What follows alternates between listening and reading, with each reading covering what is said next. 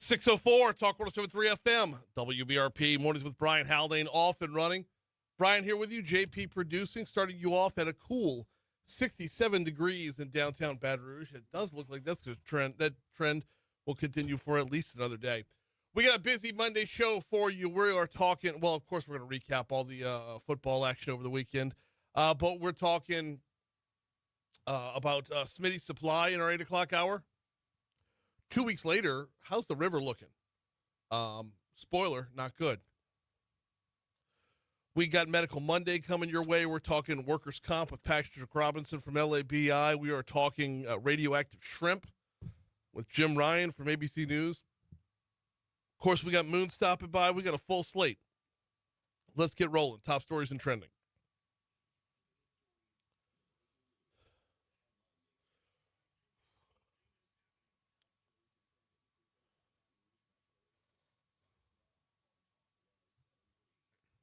Number 5. Governor Jeff Landry has admitted to failing to report 19 instances of free travel he accepted as Attorney General and Governor under a settlement reached with the Louisiana Board of Ethics. They are fining him, get this, $900 and requiring him to disclose all future complimentary travel and lodging. Number 4. Deputies arrested a man for killing his 79-year-old grandfather at their Crystal Drive residence, officials said. Nicholas Smith, 25 years old, admitted to killing his grandfather and retired Baker Police Captain Danny Beck after a verbal altercation around 3:30 p.m. Saturday. Smith was booked for first-degree murder and illegal use of weapons. Number 3. An inmate at the West Baton Rouge Parish Jail was found dead in his cell Sunday, 2 days after being moved out of general population for being in a fight with another inmate. West Baton Rouge Parish Sheriff's Office said 26-year-old Nicholas Henderson was discovered unresponsive in his cell around 11 a.m. on September 7th. Deputies said Henderson seemed fine when he received his breakfast earlier that morning. It's also reported that last month he allegedly gave another inmate some fake marijuana mojo, and that inmate died. That's part of the story as well. Sheriff's Office reports that a criminal investigation is underway. Number 2. LSU said Friday they were investigating a reported hazing at the Kappa Sigma fraternity house during the school's rush week. A police report said officers were assigned the case back on August 22nd. The purported incident occurred the day before. A source speaking in the condition of anonymity spoke with our news partners at WBRZ. They're not authorized to discuss the investigation. They said the probe will look into whether the person who was injured either fell or was pushed. Number 1. What the hell happened to Gabrielle? We went into the weekend looking at what was almost a certainty of the next named storm. Fast forward to Sunday, and there is no tropical activity. Well, fast forward to today. No tropical cyclone activity expected in the Atlantic for the next 7 days. Like Kaiser Soze, Gabrielle just disappeared. Just like that. It's gone.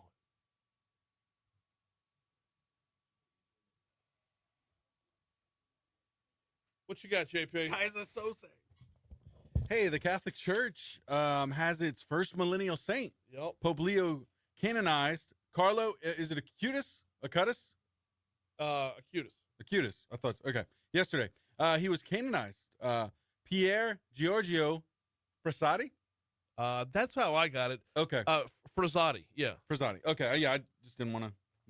Yep. Yeah. Wow. This was guy. Kind of big time. It's kind of a big thing when they're naming a new saint. Yeah, and so for those, I guess, unfamiliar, I was kind of unfamiliar with this as well. But yeah, I guess an influencer, right? Like yeah. Okay. Really good stuff. Yep. In other news, Kent Broussard went viral over the weekend. In case you didn't know who he was, he's 66-year-old retired accountant playing tuba in the Golden Band from Tigerland. He was everywhere Saturday. He was all over the Jumbotron. He was all over social media. Apparently, like, multiple national news outlets have done stories on him. I saw him was on CBS News at one point. Like, he's going full Thornton Mellon back to school, you know. Good for him. That's cool. It's good to see, right? Isn't Yeah. that just wholesome just to see that? Like, I mean, I don't know, man. Like, that's cool. Retired accountant. Yeah. Let me go back and play some tuba. Man, that's so cool. Yeah. Well, the hype train has left the station for this weekend's game. Both Marty and McGee and SEC Nation will be live from the quad on Saturday for LSU Florida. Looking forward to it. Yeah. Campus was electric on Saturday, y'all. It was fantastic. The vibe on campus, hot as it was, Man, I bet. it was unreal. Wow. It was very much. It was not a non-conference game. Yep. Now, once we kicked off, gross. But it like the vibe all day long. The quad was unbelievably packed. I'm sorry, not the quad. The parade grounds was unbelievably packed. Victory Hill was just jamming. Everything outside the PMAC was awesome. Like it just everywhere you turn, people were out there and they were fired up. Like it was like a strong conference game.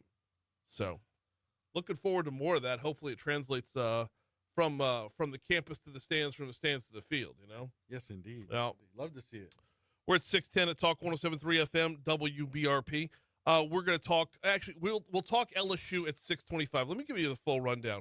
We'll break down Saints in our next segment, LSU at 625. And then after that, the ACLU has a problem with putting putting illegal aliens at Angola. We'll cover that there. 650, or 652 technically. ABC News' Jim Ryan's going to hop on board. They have found more radioactive shrimp. We'll cover that with Jim at 652. 715, we've got the folks from Our Lady of the Lake on for Medical Monday. We're talking sepsis in this installment. Patrick Robinson from LABI hops on board at 7:35. We talk about everything under the sun with Moon Griffon at 8:15, and then we'll check in Tangipahoa Parish with Pat Mashburn. He lives along the Tangipahoa River, and he's been taking samples every day for the last 2 weeks of the river because it's gross. It is beyond. There's still a bunch of oil and everything else like runoff in the river. You would think 2 weeks later they'd be clear of it. You would think at this point the water that was upriver would have pushed things in river, downriver. But that doesn't seem to be the case. There's more coming. So we'll talk with Pat Mashburn at 8:35. Before we take our break, I want to remind you about the folks over at Breck.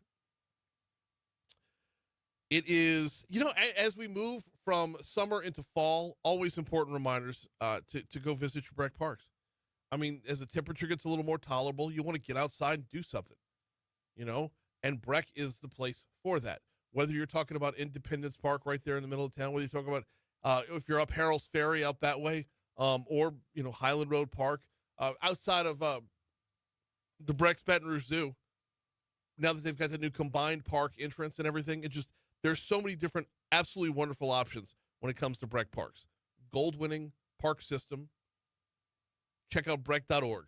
Breck.org. You'll get the full listing of all the facilities, the full listing of all the sports, the full listing of all the adult sports you can play, leisure classes, arts and crafts, whatever it is you've got going on, they've got it for you. Breck.org.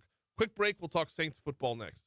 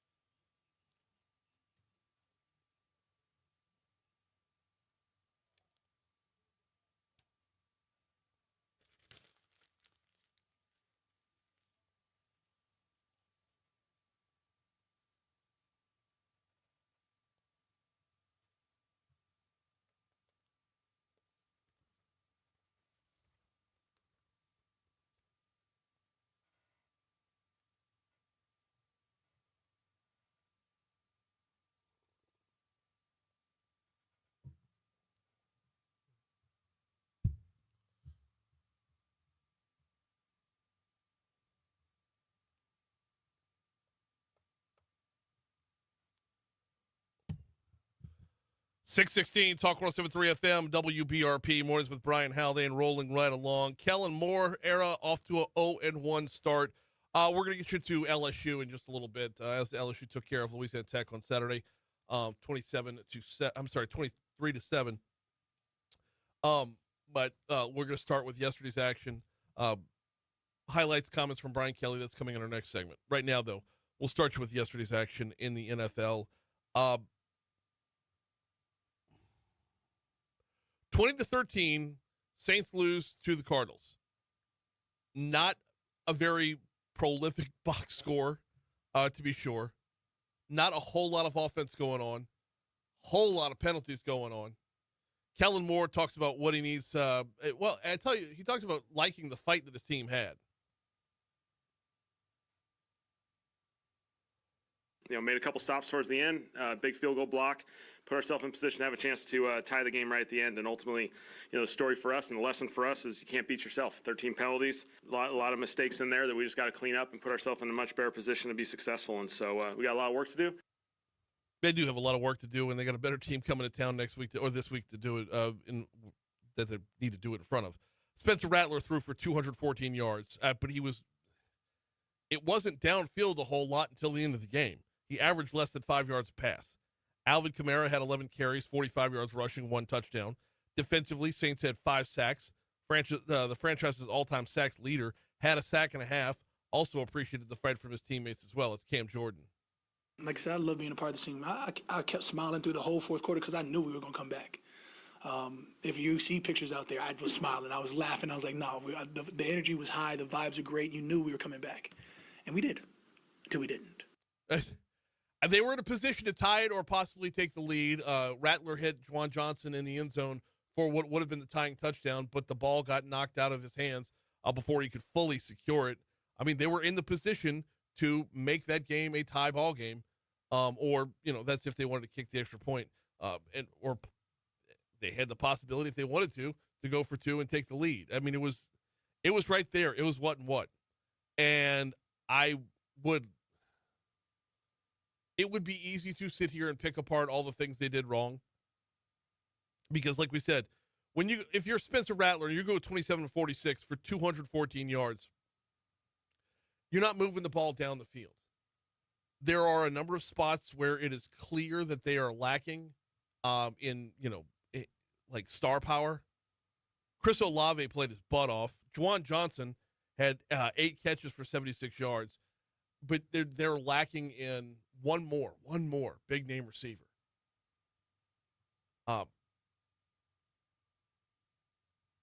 The Saints will move on to host the San Francisco 49ers this coming week as they start off 0-1. Meanwhile, and we will get to, like I said, we'll get to LSU right after we check traffic in our LSU is our entire next segment. Rough go of it for Southern University on Saturday. They had welcomed in, I believe it was Alabama State. Dadgummit, ESPN always rolls their scoreboard over too soon. Southern had their first home game of the season. Didn't really show out too well in welcoming Alabama State. I'll get you to the final score in just a quick second because I'm looking at the clock and we are late for the Fox Business Report.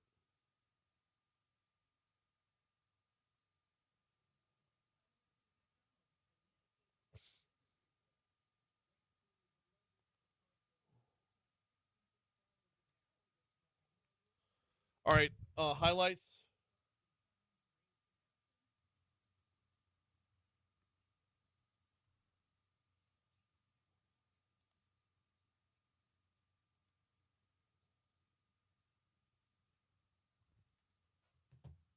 I want Anderson's TD 1.2.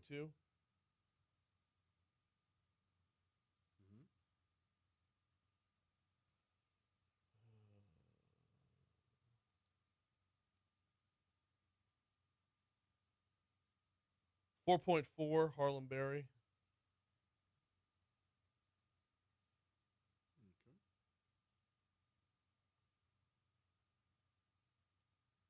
Oh, let's start with 1.1. 1.1. Xavier Thomas's 48-year-old run. Okay.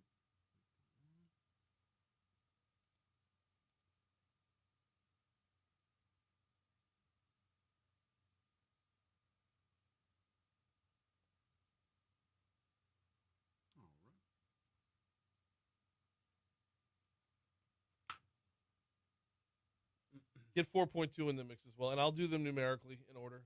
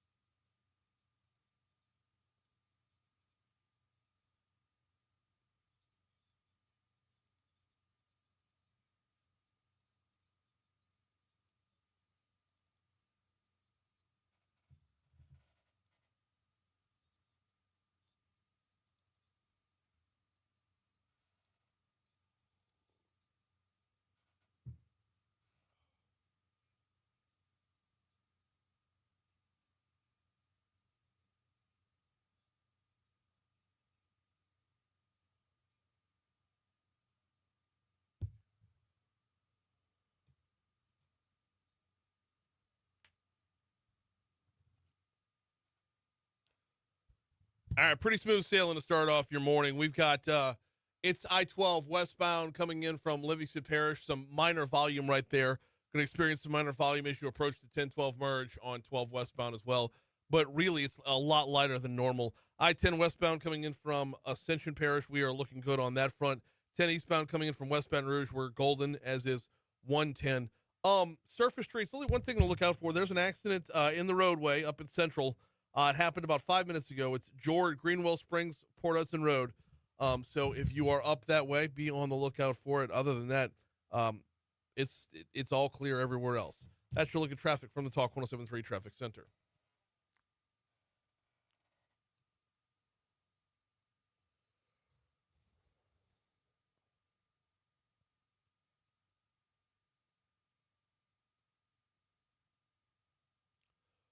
.624 Talk 107.3 FM, WBRP, Mornings with Brian Haldane, rolling right along.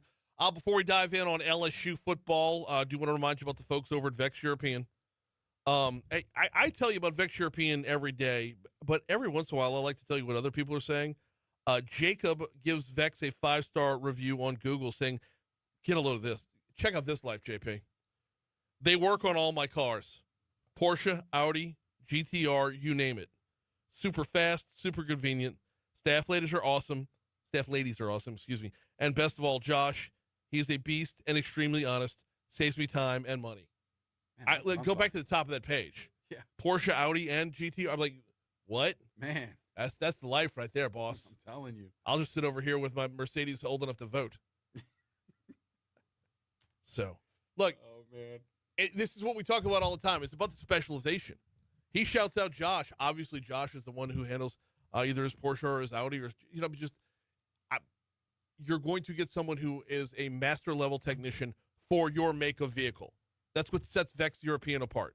That's what I like to call Vexpertise.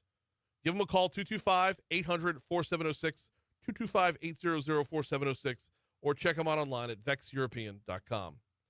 So your LSU Tigers are winners on Saturday, even if it didn't necessarily. It was kind of lackluster, let's be honest. I think we were all looking for more of a blowout there. The spread was, 37.5? That's 5 solid touchdowns plus, right? But LSU does win 23-7. After the game, head coach Brian Kelly, he wasn't happy. In fact, to hear him, you would think they lost. Second down and 15. No. We're going to, LRN cuts first. Made a couple stops towards the end, big field goal block, put ourselves in position. We didn't coach well enough and we didn't play well enough tonight. And that's not our standard. And so they're disappointed in that they didn't live up to that standard. They want to do it. They just didn't do it tonight. And so we got to go back and figure out what was in our preparation, what was in our mindset when we took the field for this game that we couldn't live up to that standard. I mean, there's an obvious answer here. You just beat a top 10 team and you have a top 25 team coming in your backyard the following weekend. There is an obvious answer here in that you just beat a top 10 team and you've got one of your biggest rivals coming in the following weekend. It's what they call the sandwich game, the trap game, the look-ahead game. Whatever you want to dub it, it's very easy to say, it's Louisiana Tech. They're a rung down from us. We don't have to give our all. But just like we saw last year with Nichols, and I know Nichols was a 22-point win, I think it was, if I'm remembering right.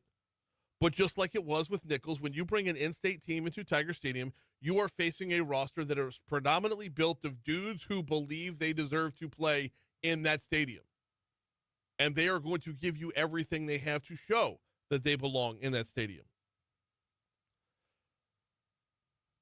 God, the way Louisiana Tech hit, I mean, they hit like they want to hurt you. Louisiana Tech played for everything they had. One of the bigger disappointments was the inability to run the ball. Cut 15. 15. Oh, This is all in on. This is all in Yeah. on everybody. This isn't just, our coaches stink or our players stink. This is everybody collectively did not live up to the standard that we have set here. And you can only do that when you believe that you have more. We have more. And that didn't show up tonight, and that's disappointing. It is disappointing, but nonetheless, you escape with a win. You are 2-0, something you haven't been in Brian Kelly's tenure yet. So you move forward, you take your lumps, but that's not to say that there weren't highlights in this game. Right out the bat, the run game was a disappointment, yes, but there were two different runs that I want to highlight here. JP, I said I was going to go in order, and I'm totally not. All right, let's start off with Xavier Thomas's 48-yard run. Here's Chris Blair on the call. 2nd down and 15. After the infraction, another handoff, this time breaking loose near side. He's to the 35, the 30, the 20, and Xavier Thomas finally tripped up deep in Bulldog territory at about the 12-yard line on a 48-yard run. A Louisiana Blue first down, and the Tigers inside the Capital red zone for the first time tonight. They're looking at 1st down and 10. They'll mark it. It's not just a matter of that they are running. It's a matter of where they are running. And it's also a matter of who is running. Different people getting the ball. A lot of folks looking forward to what Harlan Berry is going to bring to the table over the course of his LSU career. And he had a chance to shine on Saturday night as well. Is it 4-4, I believe? Yeah. Berry now moves from right to left hip at the snap. Handoff. Berry finds a hole, and Berry spins off a tackler at the Bulldog 40, spins away again at the 35, far side 25, 20, 15, 10, and finally slung out of bounds inside the 10-yard line, out at the 7, a gain of 43 yards. Cam Franklin for the Bulldogs saves what would have been a score. And LSU looking at 1st and goal inside the 7 of Louisiana Tech. Not going to have enough time to cover the rest of the highlights right there. LSU will welcome in Florida this coming Saturday. 6:30 is your kickoff. I'm sure it'll be pushed back to about 6:45 or so before it's all said and done. You will hear it on our sister station, Eagle 98.1, with game day starting at 1:30. As we went into our last break, I told you we'd give you the Alabama score, or the Southern score, as they played Alabama State. Home opener for the Jaguars was a rough one. Southern falls 30-7 to Alabama State. One quick note: former LSU Tiger Trey Holly, he looked good. 50 carries, 70 yards on the night. So Southern starts off their season at 1-2. All right, we got news, traffic, weather, all coming your way. After that, deep dive into a couple of different news stories. Don't forget, later this hour, we talk radioactive shrimp with Jim Ryan from ABC News. That's all on the way right here on Talk 107.3 FM.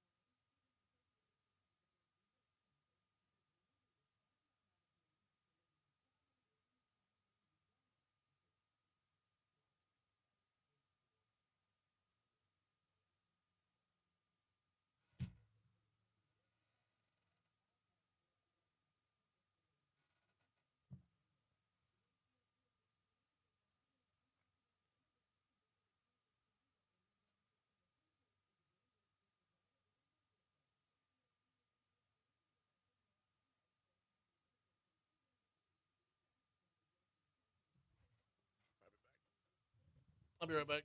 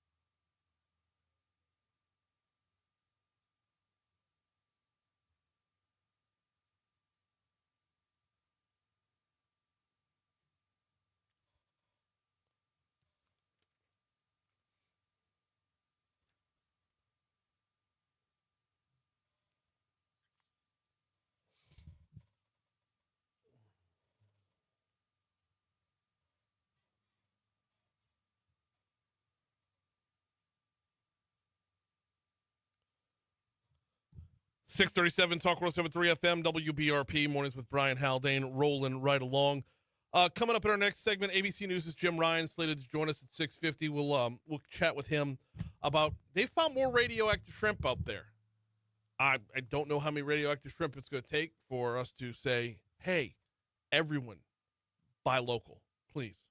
Is it that hard? But we'll talk with Jim Ryan in our next segment. Right now, though, you heard that story in our news at the bottom of the hour, and I have a couple questions I want to throw out to our chat over there on Facebook Live. The glorified crew who's posting up this morning over on our Facebook Live feed. Want to want to throw this out there. Okay. The ACLU, they say the housing of undocumented immigrants convicted of serious crimes at the Louisiana State Penitentiary is a dangerous disregard of the legal system. ACLU Louisiana legal director, Nora Ahmed, that's who you heard from in news, says housing immigrants in a prison abandons the pretense that immigration detention is civil rather than criminal. There is a decision to confuse the American people and the people of Louisiana that the immigrants in detention are there to serve some form of criminal punishment when they know at law that is not how civil immigration detention is allowed to be used. Okay. Didn't the story lead in with, let me go back to the top of the page. Housing of undocumented immigrants convicted of serious crimes. Convicted of serious crimes. Is that not part of this equation? Convicted of serious crimes? You get convicted of a crime, don't you go to jail? Like, I don't understand what the difference is here on that front. Now, Ahmed says immigration detention is a civil process to ensure court appearances, not punishment for criminal behavior. We don't believe that you are allowed to be double incarcerated for time that you already served, or you cannot be punished again for a punishment you already received. But this is housing for those people. Like, walk with me here for just a quick second, okay? They've got to go somewhere. They have to be housed somewhere. I don't think anyone's putting them up at a Radisson. They are going to be in a facility that, no matter where they are going to be in a facility that would be a quote-unquote jail. I don't understand what the difference is, why it's different in Angola. If they're here illegally and they're about to go back to their country, I don't understand what the difference is. Anything that's going to have bars and a closing door on it that locks and keeps you inside it is essentially the same. Why is it different when it's Angola? Kristi Noem, U.S. Homeland Security Secretary, says they chose Angola to send the worst of the worst ICE detainees because of, well, Angola's reputation. So maybe there is something to it. Angola rises to the top because of the actual place and not just the facility. You're going to end up here because we're going to throw the book at you and everything else that we have until you're out of this country, and you no longer have the right to be free and no longer have the right to be in the United States of America. Now they're throwing books at them too? Seems excessive.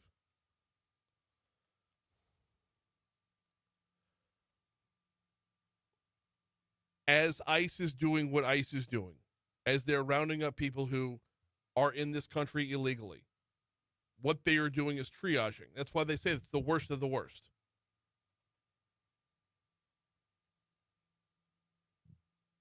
By the way, Camp J, I think it's called Camp J, it can hold up to 400 detainees. They have started with 51 detainees housed in Angola. I think it's important to note when they talk about the worst of the worst, we ought to get to know that, right? Go back to Nora's comments. In you're not talking about just someone who crossed the border illegally and that's the only thing they've done wrong. When they talk about the worst of the worst, these people have rap sheets. These people have other convictions. And what did she say? It was in that first cut. Go back to cut 10, please. There is a decision to confuse the American people and the people of Louisiana that the immigrants in detention are there to serve some form of criminal punishment when they know at law that is not how civil immigration detention is allowed to be used. Criminal punishment is what they've already served, I guess is where she's coming from on this one. But she also made the comment about like it's double imprisonment. Well, as they map things out, you take the worst of the worst and you make sure they're put away. 51 of them so far. I wonder if it would change the story at all if we knew the rap sheets on the 51. What they've done. Like why they are the worst of the worst. Give me the full story here. As that would be a part that I think that would sway a lot of opinion. If you knew that the 51, and this is hypothetical, I don't have any inside info here, but like let's say you knew that all 51 were actual gang members. All 51 had previously been convicted of something that was just absolutely heinous. If you knew that that was what was part of the equation that got them there in the first place, not someone seeking a better life in America, someone seeking to destroy other lives once they got here. If that's part of the equation, does it change your opinion? By the way, this is part of the whole story, and I want to make sure it's included. And again, shout out to our friends at Louisiana Radio Network for the audio. ICE Deputy Director Madison Sheehan says the facility meets the organization's standards because they just redid it. They did a whole, brought in the Property Brothers and flipped it. Not really, but they upped Camp J a good bit. The detainees will have access to a legal library and spaces to meet with their attorney. Sheehan says the plan is for these detainees to eventually be sent back to their home country. The folks that are in this facility have committed heinous crimes. They're going through the immigration hearing process and then ultimately will be removed pending the judge's decision. See, that's the part that I'd like to be bigger. Because once that part is bigger, I think the overall discussion changes. And I'd like your feedback over on our Facebook Live feed. By the way, we're live on Facebook every single day, courtesy of the folks over at Lake Urgent Care. Do you have a problem with housing illegal, the worst of the worst, when it comes to illegal immigrants? Do you have a problem with them being housed in Angola until they meet their due process and are sent back to their home country, their place of origin?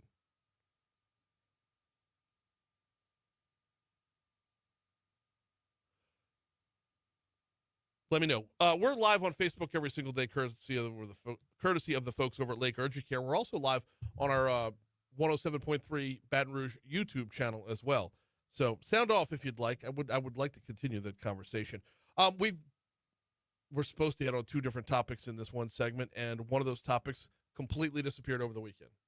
It's 644 Talk 107.3 FM. The other topic we were supposed to talk about in this segment, as we went into the weekend, and I had my show all nice and prepped out so that I could enjoy the home opener, it said tropical update. Our tropical, you know what? I should have given JP the directive to go find me sound effect crickets, because that's what your tropical update is this morning. As we went into the weekend, it was all systems go to be ready for Gabrielle to be moving at least towards the Caribbean, if not the Gulf. As we went into the weekend, there was a 90% chance that tropical wave was going to become a named storm. And then I guess it gave all the lackluster effort of LSU's offense over the weekend as well, because it disappeared into nothing. It's really like I'm looking at the map right now. Tropical cyclone activity is not expected during the next 7 days. I'll take it and run. I will. I absolutely will. I'm not complaining. I'm not going to complain that we're not getting hit by a hurricane. But man, I thought as we went into the weekend, I thought that was going to be like one that we were actually going to have to pay attention to. I thought that was one we were going to get extended coverage for. Like one where we would be on the phone with the Hurricane Center on a regular basis. One where we'd pull Condon down the hallway to team up with me. Like, I thought that was good. I really, I was bracing myself for that. I'm like, oh, man, how do we manage a hurricane and the Florida game? And then yesterday, as I dial back in, start getting ready for today's show, it's like, what happened? There it is. There's your hurricane update. Good stuff. Good job, JP. Oh, man.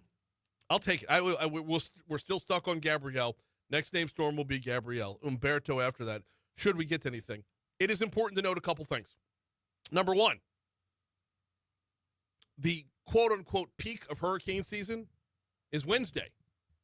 The 10th of September is the air quote peak of hurricane season. So this is the week where we need to be the most dialed in, and there's nothing to be dialed in on, so I'll take that and run. Number two, it's not over till it's over, and the season runs through November 30th, so we will keep that in mind. Quick break. We got Jim Ryan next.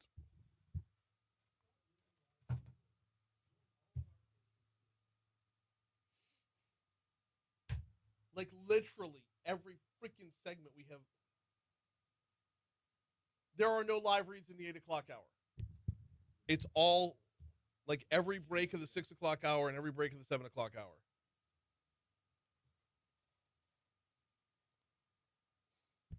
Speak to that valuable statue stolen from Homo's House Plantation. So I saw that story and I haven't dug in on it yet. I want to reach out to them to find out more before, because I don't know jack diddly about it.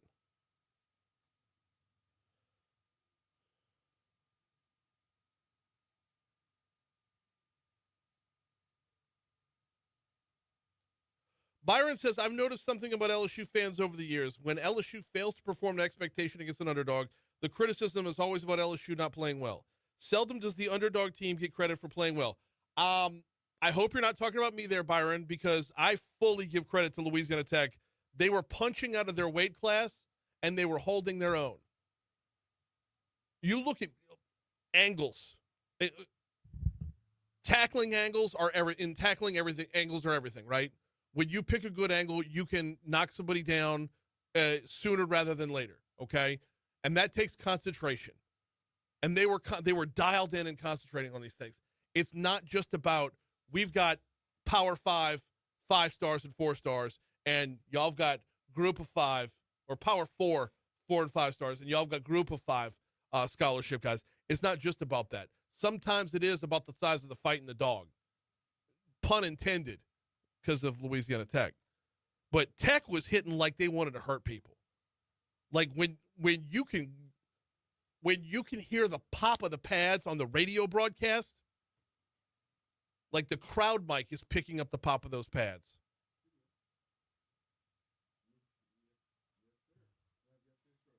Hey, let's blow past your money now just so we can get to them. Yeah, I don't want to leave Jim sitting there forever, so we're going to clear your money now next hour and the last hour, so let's get right to him. Damn it, I thought I printed out notes on this. Shit. That's my fault. I can read them from my email.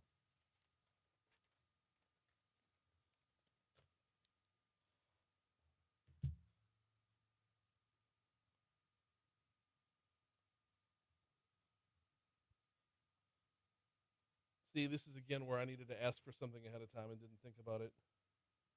Do you have the song Radioactive? It's way too late to ask for that.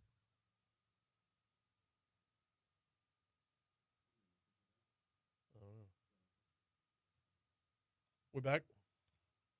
No, just play whatever. It's good.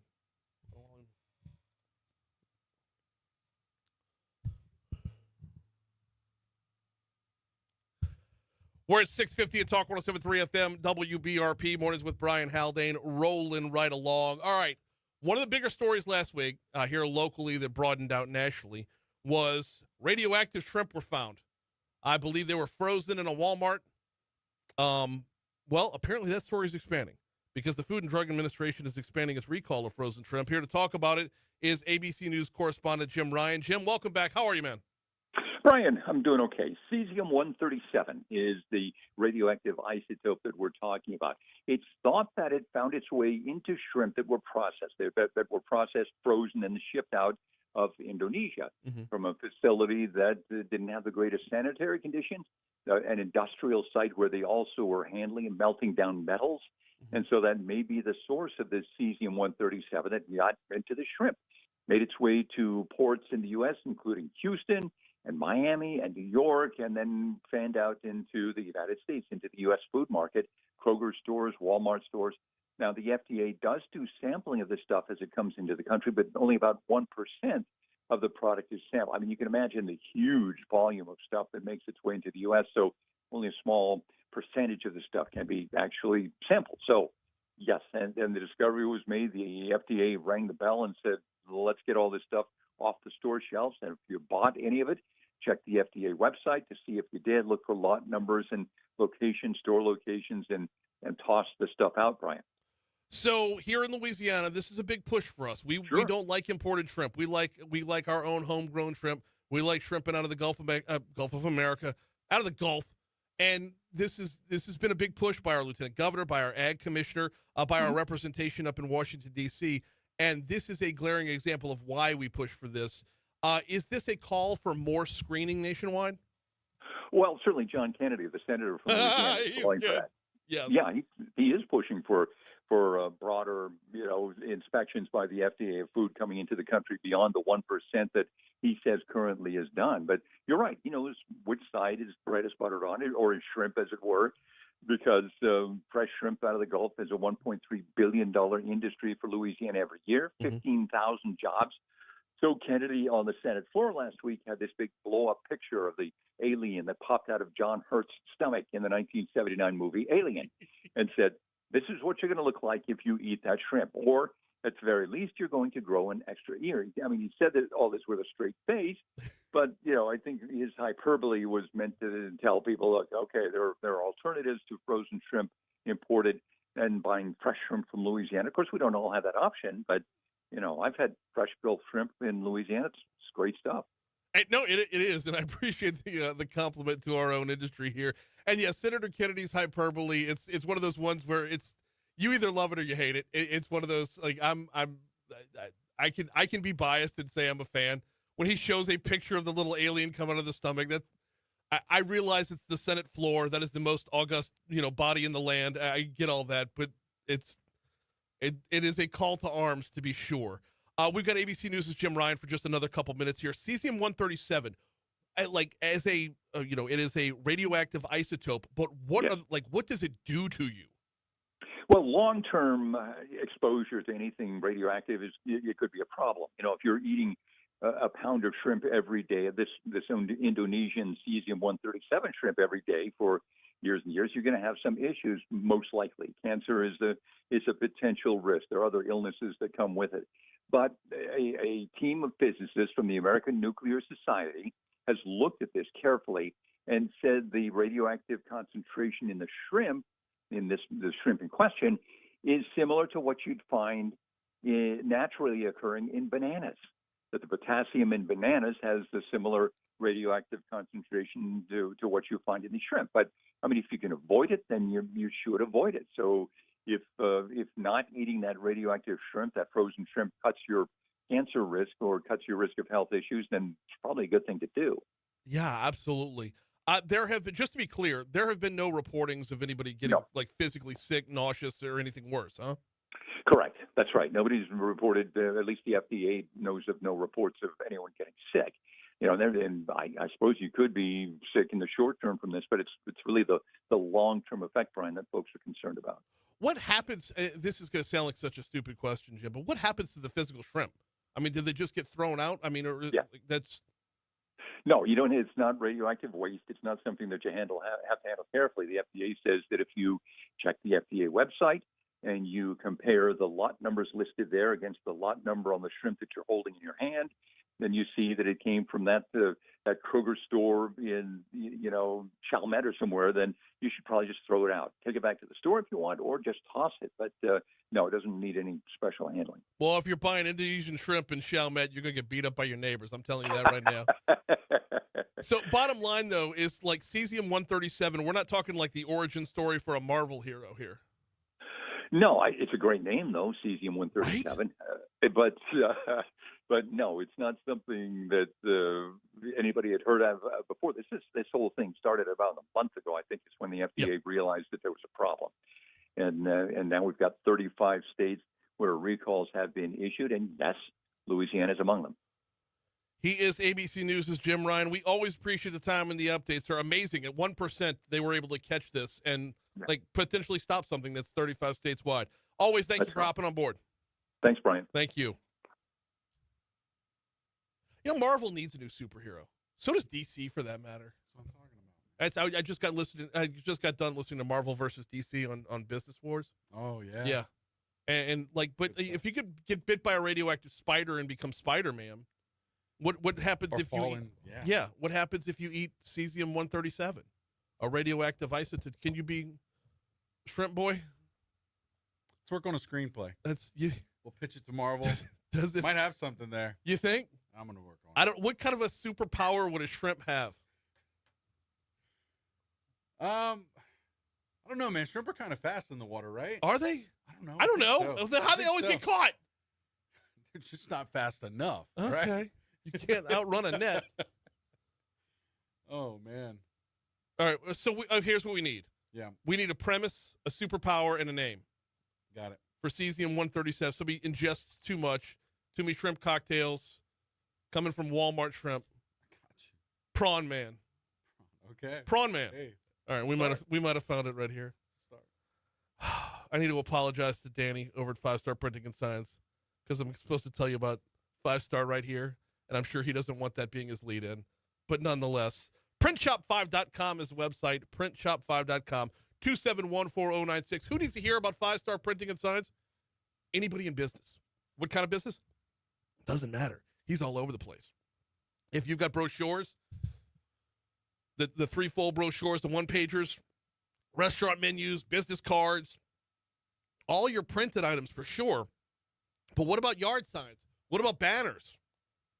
What about getting the word out there in larger format? This is what Danny and his team do better than anybody else. They're in Denham Springs, physically in Denham Springs, but they serve the entire metro area.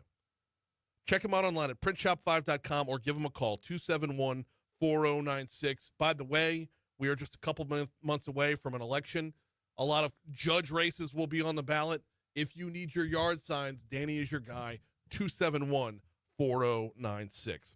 We've got exactly 1 minute until we hit news at the top of the hour. Give you the rundown for the rest of the morning here on Talk 107.3 FM. Medical Monday coming your way at 7:15. This is Sepsis Awareness Month. If you didn't know that was a thing, neither did I until I sat down with Dr. Chris Thomas to talk about Sepsis Awareness Month. Fantastic conversation coming your way at 7:15. Another fantastic conversation coming your way at 7:35 when Patrick Robinson from LABI hops on board, the Louisiana Association of Business and Industry. Every year they host their workers' comp conference. We'll be talking all things workers' compensation with Patrick coming up at 7:35. The conference itself is going to be October 7th through 9th. We pack up this show and go on the road. We go to the conference, and it is fascinating. We did this last year. I was not ready for it to be like this informative and entertaining, believe it or not. I know, workers' comp, and I was riveted for 3 hours. That's why we're doing it again this year. So those two conversations coming up next hour. Moon in the third hour, and we'll check in on the aftermath of Smitty's Supply in our third hour as well. Right now, quick break for news, traffic, and weather. Hour two's next.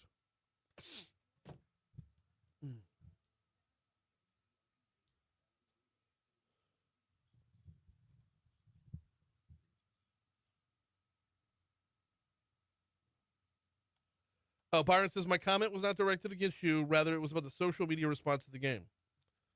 Yeah, was it the running? Remember the running back from Nichols who I believe went to Rummel? I'm not going to remember his name. I probably should, though, because he performed that night like he's going to carry that memory with him forever, and he will. What's his name? Any Hoosers.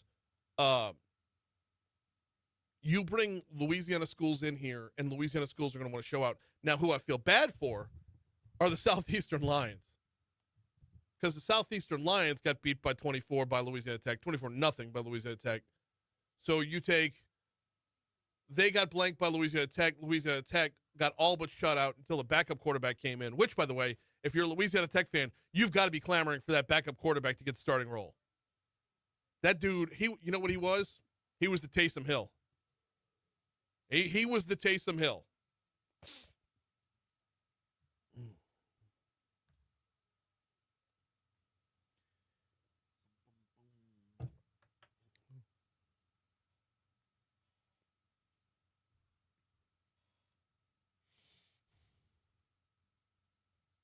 What about the nuclear nibbler?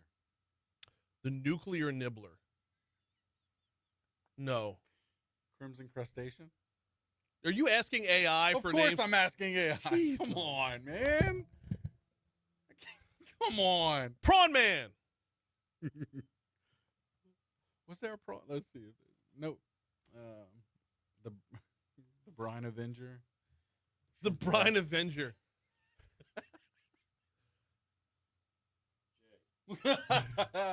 What's going on? We're doing a we're no. No. We're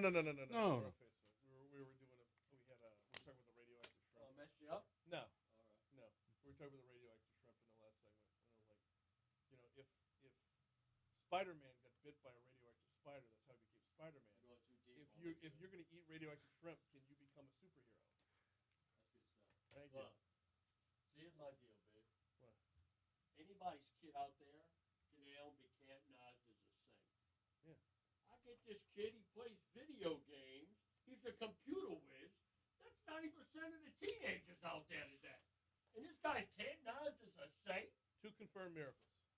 You got 2 confirmed miracles. You can't The Vatican can. Dude, I can't wait to go off on this. I'm going to play Hallelujah. Oh, good.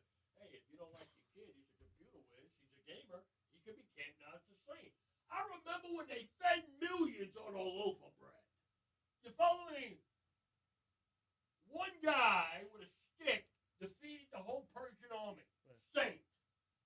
Nowadays, a 16-year-old kid was a computer whiz becomes a saint.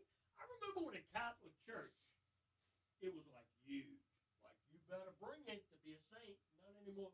He's 16. He's playing with himself. I wonder what his miracles were.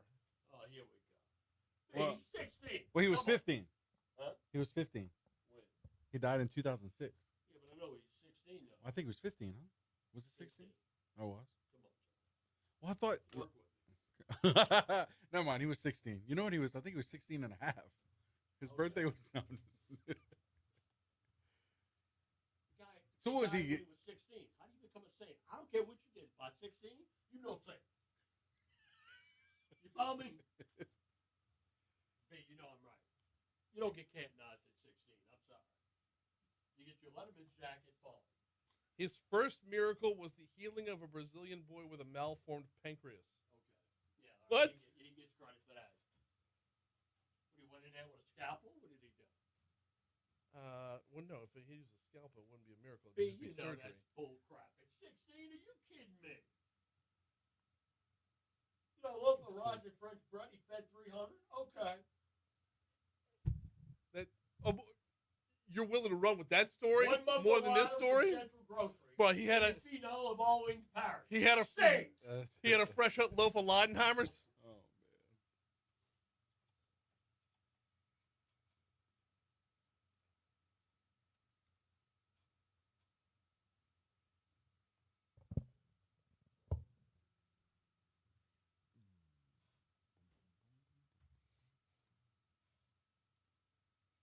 The Caped crustacean. There we go, Brett. That's what I'm talking about. The Caped crustacean. I like it. I like it. 7:05 Talk 107.3 FM WBRP mornings with Brian Haldane rolling right along. Hour 2 coming your way right now. We got Medical Monday coming up. We have got Patrick Robinson from the Louisiana Association of Business and Industry coming up.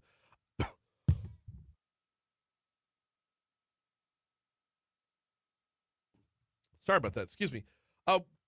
We've got a busy hour. So, and by the way, we're starting off the hour at 66 degrees in downtown Baton Rouge. I'll take it. You know how we start off, though. Top stories and trending. Let's roll.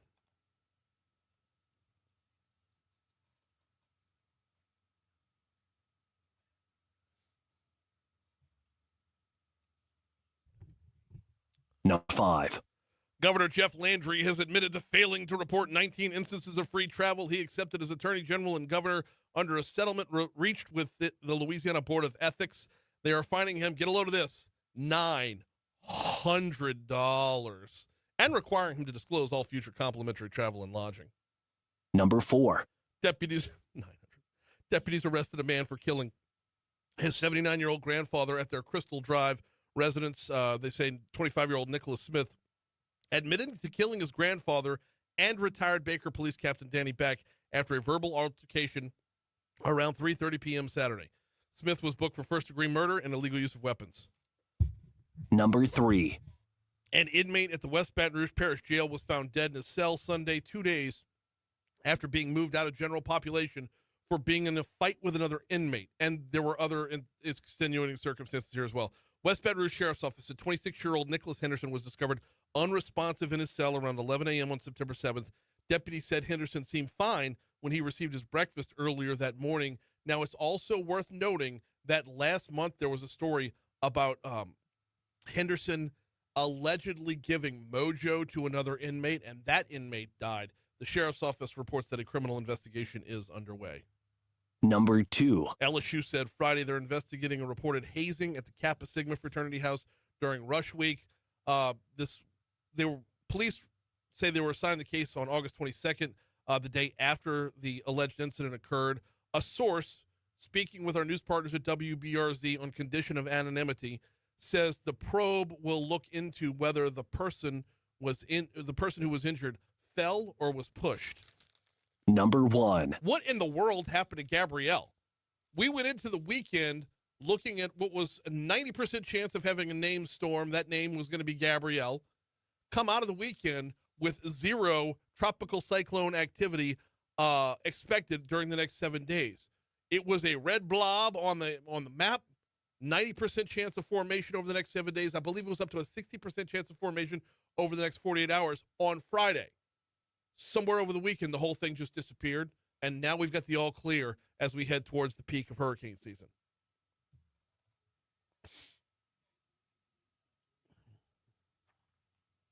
What's trending, JP? Well, the Catholic Church has its first millennial saint. Pope Leo canonized Carlo Acutis yesterday. He was canonized Pier Giorgio Frassati.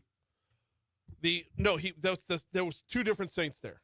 So it was. He also canonized. Yeah. Okay. There you go. Okay. I'm sorry. So he also canonized. And if you're watching on our Facebook live feed, Condon was in here during the break asking how do you become a saint at 15, 16 years old. Well, it takes 2 miracles. The Vatican has to confirm both miracles.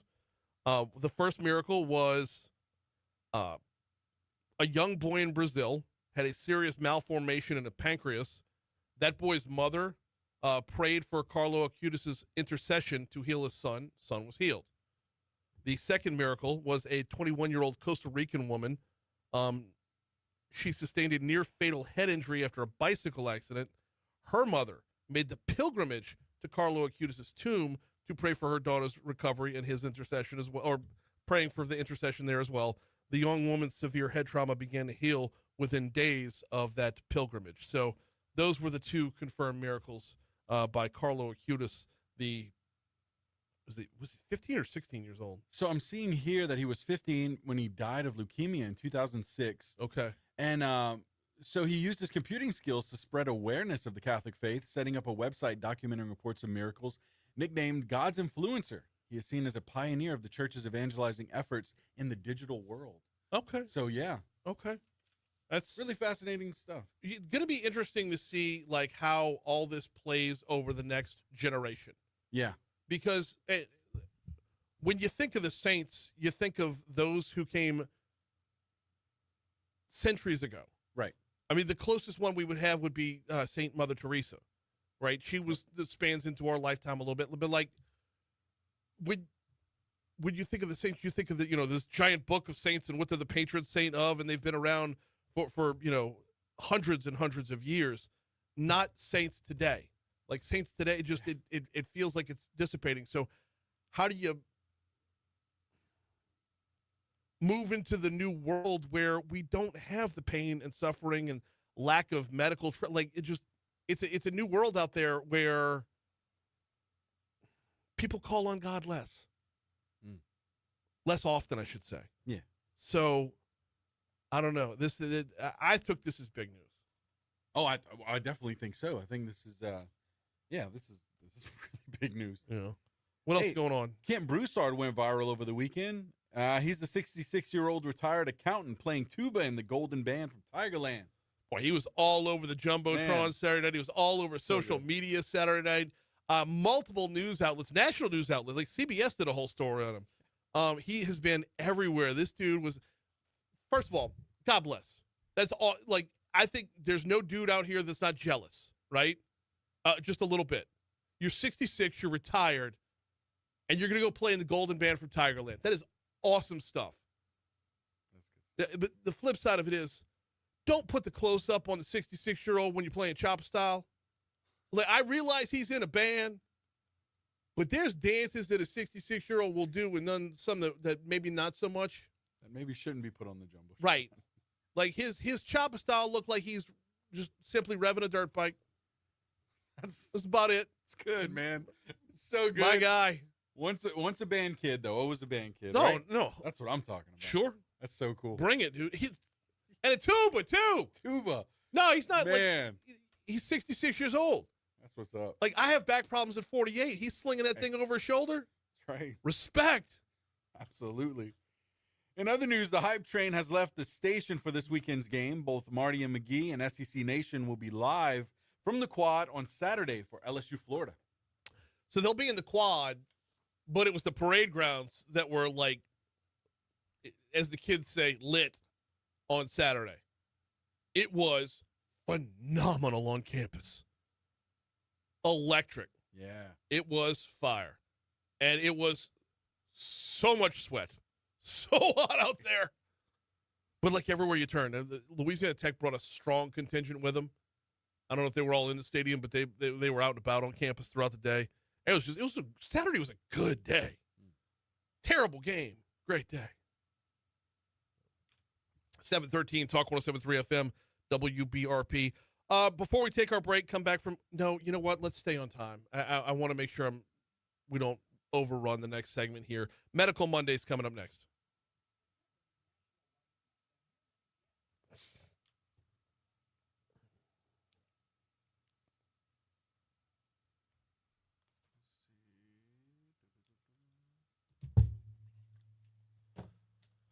All right, y'all, I'm going to disappear for a minute while we have Medical Monday.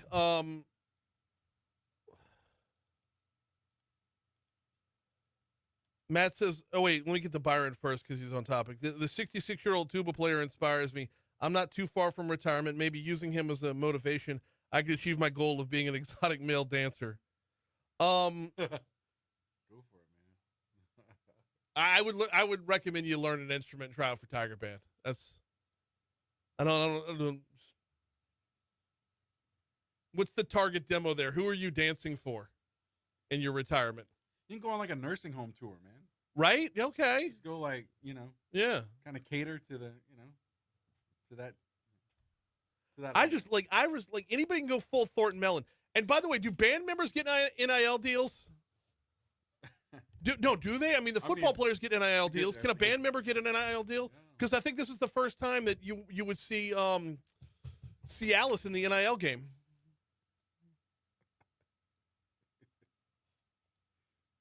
Oh, man.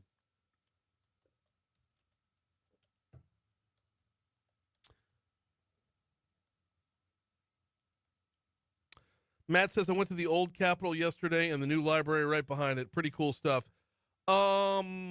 It was first Sunday yesterday. Good call. Free first Sunday. That's awesome. The fourth floor balcony in the library is nice. Yes, it is. But that's about it. I mean, it's time for your weekly check. Oh, I gotta get. This is Medical Monday, presented by Our Lady of the Lake Health. Yes, it is time for Medical Monday. Great conversation every week with the folks over at Our Lady of the Lake. And this week we're talking about sepsis with Dr. Chris Thomas. Dr. Thomas, how are you? I'm doing really well. Thank you so much, Brian. Not glad to have you on here. September apparently is Sepsis Awareness Month. I did not know that. Learning that right now. So let's start with the most basic of questions. What is sepsis? Yeah, it is a really important question, and I'm glad that you all are bringing lots of information to it for this segment. Sepsis is a really serious medical condition that occurs when the body has an extreme response to the presence of an infection. You and I can get simple infections. Those can be things like the cold or even a routine pneumonia. But sepsis is when the body responds to the presence of an infection, and instead of bringing very targeted solutions, the body's response goes haywire. It goes into overdrive. And as a result, the body not only attacks the area where the infection is, but it also puts the rest of the organs at risk. And so the process of sepsis, which is an abnormal response to an infection, results in things like tissue damage, organ failure, and quite frankly is one of the most serious conditions that puts patients at risk for death. Like right at the blocks, I've already learned something. I never realized sepsis was the body's response. I always thought it was something further external. Yeah, it's actually the reason why we have your family member, one of whom gets the flu, and they do fine. They have 2 days, they get a little bit of fever, but they move on.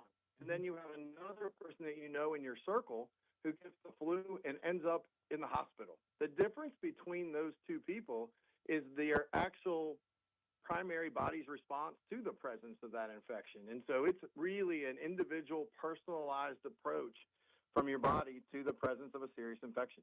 How common is it? Extraordinarily common, and why Sepsis Awareness Month needs to improve and needs to grow around the United States.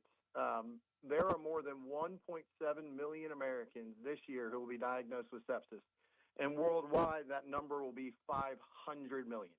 It's the number one cause of hospital admission. It's number one cause of hospital readmission. It also is the leading cause of death in hospitals in the United States. And in a world where we think about the total cost of care, it costs us in the United States more than $3.5 billion every year to treat patients with this condition. We're talking with Dr. Chris Thomas from Our Lady of the Lake, talking about sepsis during this installment of Medical Monday. Okay, so because of how severe it is and how important this conversation is, how important is early detection? Early detection is critical in sepsis, Brian. I liken this disease to things like heart attack and stroke. In heart attack, you present to the emergency department and we get something called an EKG and we pick up the changes quickly. In stroke, we go to the CAT scanner and we look at changes so that we can treat you. In sepsis, also being very clear early on that patients have both an infection and that abnormal response to the infection is the key to saving lives. It dramatically improves both patients' ability to survive as well as their ability to return to living, because we really want patients to have no challenges with things like kidney injury or things like respiratory failure. So the earlier that you can pick up sepsis, the better the outcomes are. I want to talk about diagnosis here because, I mean, if it's going to be picked up early, then we got to diagnose it early. So how is sepsis diagnosed? Yeah, Brian, sepsis is diagnosed in many different ways around the United States. But the challenge is that as opposed to other diseases where there are either imaging and or specific blood tests, up until about 2 years ago, it was really about the physician asking for a history and then taking a collaboration of signs and symptoms. That really didn't lead to elite diagnosis. Oftentimes, despite our best efforts, we would misdiagnose it and or we wouldn't suspect it. I would tell you in Baton Rouge at Our Lady of the Lake Health, I'm particularly proud of what I think is a test will revolutionize sepsis detection in the United States.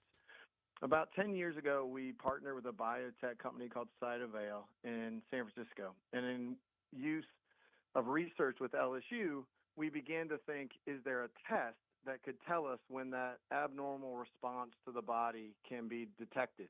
And if it is, can we do it immediately in the ER, similar to an EKG, and can we tell right away whether you have a very high risk for sepsis or a low risk for sepsis?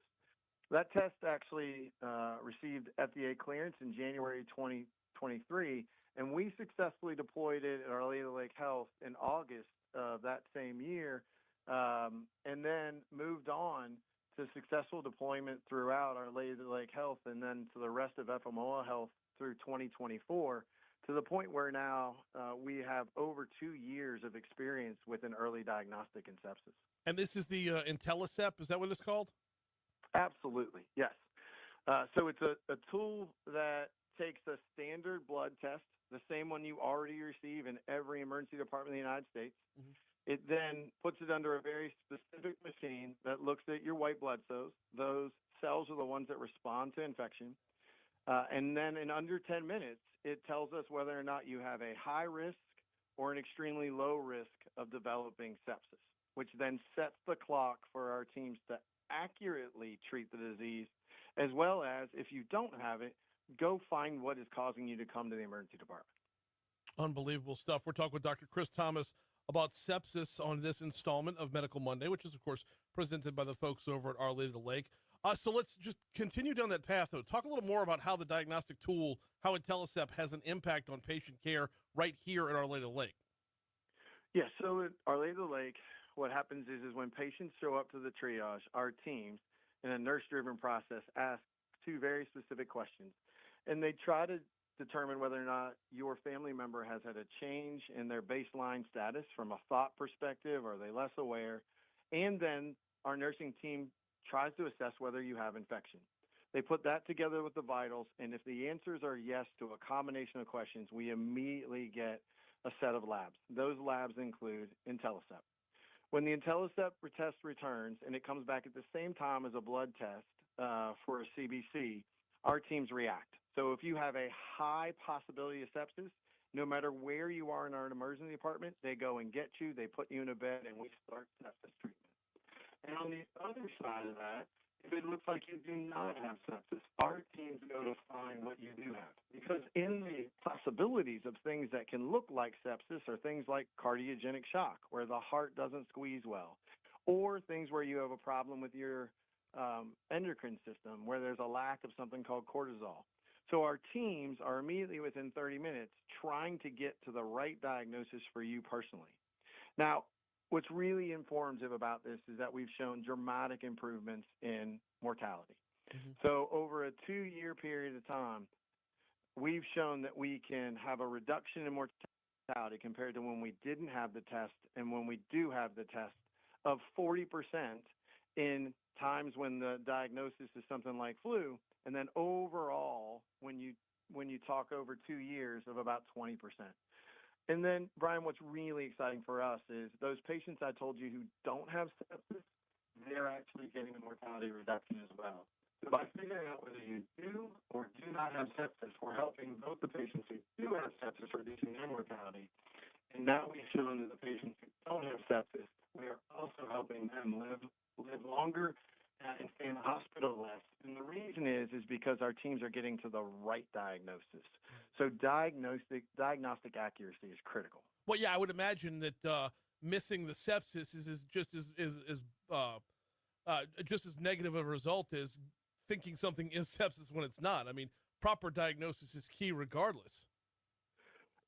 Yeah, you should be talking to the rest of the United States because in Sepsis Awareness Month, there are many people that believe giving everyone everything is the right answer. And while I agree we should never miss sepsis, I, like you, believe getting to the absolute correct diagnosis as quick as humanly possible is the actual key feature. And we're excited because at FMO Health, because of this development, the research, and then the implementation, we're confident we can do that in every single one of our facilities. Talk to me for just a second, and I know I'm revamping back to something that was earlier in the conversation. But when we were talking about the diagnosis, you mentioned a good bit about the teamwork with LSU. Talk to me about how that partnership, that synergy works with y'all. Yeah, it's critical when you're trying to innovate to have a research infrastructure, and then in addition to doing the research, to have an ability to partner with high-end healthcare systems to try to help save lives. So for us, our research infrastructure is in collaboration with LSU, and Dr. Bud O'Neill was the lead investigator here for over 10 years. And with that, what you have is both the possibility to innovate and try to discover, and then the partnership with Our Lady of the Lake Health gives you a top hospital in the United States, which has been recognized by Newsweek and U.S. News and World Report, of which you can then think, I'm going to see if we can make outcomes even better. Oftentimes in research, when you don't pair the two together, most people ask the question of, well, was it really just that you did something new? Right. But if you put something new into an area or a hospital where there's already elite outcomes, then you're really proving that you can change the game for the patients. And that means not just here, but if you think about the research infrastructure that LSU has in our partnership, then we can start to think about the next step. So we're already starting to think about, what about patients who have this inflammation and how are they mobile or not? Yeah. And then we're working with kinesiology and others. So I think the partnership is one that's really demonstrated that if we're going to have Baton Rouge be a place similar to a Nashville or similar to a Birmingham, that's going to lead, that you need a combination between a major academic medical center and a world-class undergrad institution. That combination is where you see true innovation. That word, you used the word innovate in some form or fashion. I want to say 3 times during that answer. which is awesome because, I mean, you know, basically you're telling me Our Lady of the Lake Health was the first hospital in the country to implement IntelliCept. So what does that mean for the emergency department overall? It's been fantastic. So let's talk about what it means if you're a nurse. Before, we would take your time and take all the patients who didn't have sepsis, and we would do a procedure called blood cultures. That takes about 10 minutes. Well, that's 10 minutes that another patient in the ER is not getting with that nurse. So in addition to that, it also means that we're not confident before about what you actually have. And despite what you see from most healthcare workers where we're very definitive, there are times where we're unclear of exactly what the disease is. Mm-hmm. So when you increase confidence of the team in the ER, and then you give them back time, and then the patients themselves are getting less procedures, that's a win across the board, both for the patients and for the team. And then when you tell them the results in terms of the patients are going home faster, they get back to their dinner tables, they're living more, and then quite frankly, we're also sending people home safely now at a higher rate. And we've been looking for the last year about do they return or not, and we actually have less people returning. So diagnostic accuracy, as you said earlier, has become this key foundation to our ER. And I think now if you start talking about time-sensitive diseases as it relates to Our Lady of the Lake Health, you have stroke, we're a comprehensive stroke center. You have trauma, we're the only level 1, and now you have sepsis. So we're really excited about it. He is Dr. Christopher Thomas. Man, I can't tell you how much I appreciate the time this morning. Absolutely. Thank you for having me. Thank you. This has been Medical Monday presented by the folks over. We're rolling over to 729 at Talk 107.3 FM WBRP, which is perfect because, well, gives me enough time before news to remind you about the folks over at the Baton Rouge Metro Airport. There is nothing like traveling to see the most highly anticipated college football matchups out there. That's why BTR has nonstop round-trip flights to game day. Whether you want to catch the Tigers take on Vanderbilt, Alabama, or Oklahoma, BTR will get you there. Nonstop flights to away games. Whether you're talking about the Commodores, the Crimson Tide, the Sooners, your ticket is here. We'll go to Nashville for Vanderbilt, Birmingham for Alabama, and I believe it's Oklahoma City for the Oklahoma game. So if you like to travel with the Tigers, the now 2-0 Tigers, not going to be on the road for another couple weeks. You got time to make your plans. Make those plans at flybtr.com. Flybtr.com. And don't forget, that daily flight to Washington, D.C., it remains a staple of the Baton Rouge Metro Airport. In fact, it took off about 15 minutes ago. Head to our nation's capital. Come back home same day. Get your business done same day in our nation's capital. Get out of there before the swamp gets hold of you, right? Flybtr.com. All right, we are going to take a quick break to check news, traffic, weather. When we come back, we're going to talk workers' comp. And the Louisiana Association of Business and Industry has their workers' comp conference coming up in October. We take our show on the road to it. We're going to talk about why, everything that goes into it, when Patrick Robinson from the Louisiana Association of Business and Industry joins us next.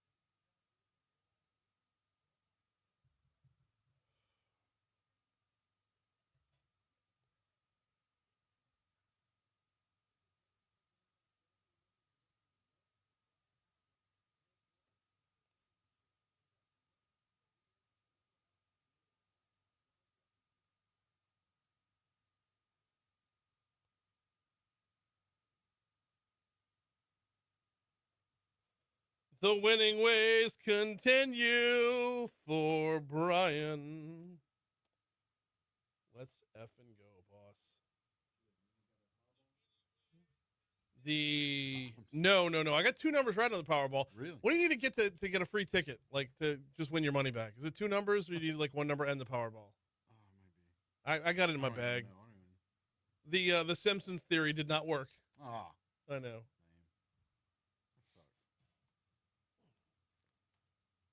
No, I'm talking fantasy football.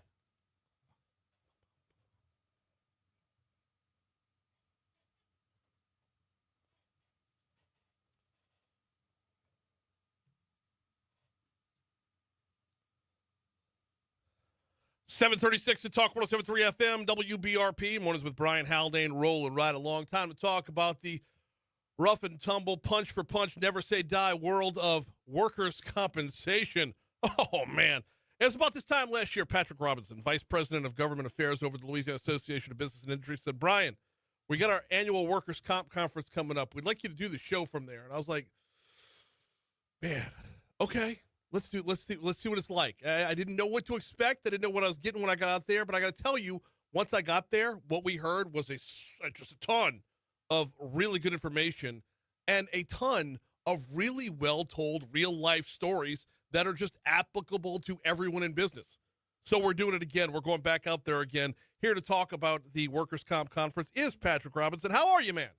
I'm good, Brian. How are you this morning? I'm doing very, very well. I don't think I'm overselling it when I said I was hesitant at first last year, but once we got rolling, man, you delivered. It was awesome. Well, I'm glad you enjoyed it. You've become kind of a highlight. Everybody wants to line up to be to get a segment on Haldane in the morning. So let's go. I'm here. Hey, it's less work I have to do. Y'all tell stories. I'll sit back. They got some stories. I'm not sure any of them match up with the superpowered radioactive shrimp you talked about a little earlier. But good okay. Stories anyway. I mean, if you eat radioactive shrimp on the job, you might have a workers' comp complaint. I think you might. Huh? Just tie that back in. All right, October 7th through 9th. What can folks expect? Well, it's we got a great agenda this year. We have really bumped it up from the last several years. We've always done a 2-day conference, which is really a day and a half. This year we have expanded it to include a 3rd day, just because we got so much input from people that they wanted more time to talk with experts, to hear stories like you've talked about, to learn a little bit more about what's going on with workers' comp. So we've added another half day on the front end. Mm-hmm. We're running from Tuesday, October 7th through noon on Thursday the 9th, and just gives us a little more time to add in some more features. We will have, among other things, it gives us 2 nights, and on our first night, on that Tuesday night of the 7th, we're going to have a welcome reception with a trivia contest, and that's going to be part of a Kids Chance fundraiser. Kids Chance is really an industry-supported charity that supports children of workers who have been injured or killed on the job, and provides scholarships for them. And it's one of those things that whatever side you are in workers' comp, everybody can come together on that to support kids that really need some help. So we've really worked to get together with the folks at the Louisiana Bar Foundation, who run Kids Chance in Louisiana, and create some opportunities for people to donate some money to that and to raise some funds that will go to some of these scholarships. So we're excited about that. Very cool stuff. We're talking with Patrick Robinson from the Louisiana Association of Business and Industry. Actually, Patrick, before we move forward, I kind of want to rewind the clock a little bit. What made Lobby want to jump into this world to put on this conference in the first place? That's a good question, Brian, because as I've gotten into it, I've been running it for the last couple of years. Before that, Jim Patterson did it. Will Green, at some point when he was working with the Employer Relations Council that Lobby has organized his council. But as I was talking about it this year, I said, well, how many years is this that we've been doing this? And nobody knew the answer. It's just been going on and on and on. And if you talk to lawyers who do workers' comp, they'll tell you, I learned about workers' comp by going to the Lobby Workers' Comp Conference and reading the Lobby desk book and just going from cover to cover. And that's how a lot of professionals in this state have learned about workers' comp. So we went back and did a little bit of detective work, looking through some of the old financial records and so forth, and figured out that the first time we did this conference was in 1989. So that makes this the the 37th annual Lobby Workers' Comp Conference, which is probably more than you were looking for. The reason we do this, Brian, is because Lobby sort of came into existence on the right to work issue. So we've always been involved in employment, and workers' comp is just a huge kind of under the radar part of employment. Everybody that works somewhere is subject to workers' comp. Everybody that employs somebody, anybody who has a family member that gets injured on the job, workers' comp is important to them. And some 30 years or so ago when we started, or 37, when we started this conference, workers' comp was in a real crisis. And Lobby was part of the process of coming up with some solutions to that, creating LWCC, making some changes in the law, things like that. And that's really sort of the genesis of how this conference started. The other part of that here, Patrick, is that the Lobby is the state's chamber of commerce, and this is just a great service for those Lobby members. I mean, as business owners, as business leaders, this is the information that they need to keep up with on a not day-to-day basis, but definitely year-to-year basis. Absolutely. And that's one of the things we got in feedback from people last year was that this is a great conference. We love it, but it's really kind of high level. You're talking to lawyers and you've got judges there and so forth. And we're looking for something more frontline that we can use in the workplace. So one of the things we've done this year is to create some breakout sessions where it's really focused on what are the tools that employers need, that managers need, that HR people need to understand workers' comp, to make sure it's working correctly, to be sure that their employees know what they're supposed to do when they get injured on the job. So we have a couple of sessions like that that are really directed to those folks, and have gotten some really positive feedback on that so far. Give us some specific examples. What's on the rundown? What kind of topics are we looking at? Well, on those fronts, we've got one of the breakouts is how to create and operate a drug testing program in workers' comp. Drug use it can be a problem on the job and elsewhere. Workers' comp has a provision that specifies how you have to do drug testing when you are concerned somebody may be taking something and that may be part of their accident. And one of the problems we've heard from employers is that that's so detailed we don't really know how to run it. So we want to be sure that we have someone come in and demonstrate to them, tell them these are the bullet points you need to hit when you are doing drug testing in the workplace. Another issue that we're going to look at on that front is fraud. And really fraud is an issue on both sides of the workers' comp equation. You can have sort of the classic guy who says he's hurt but is working a different job.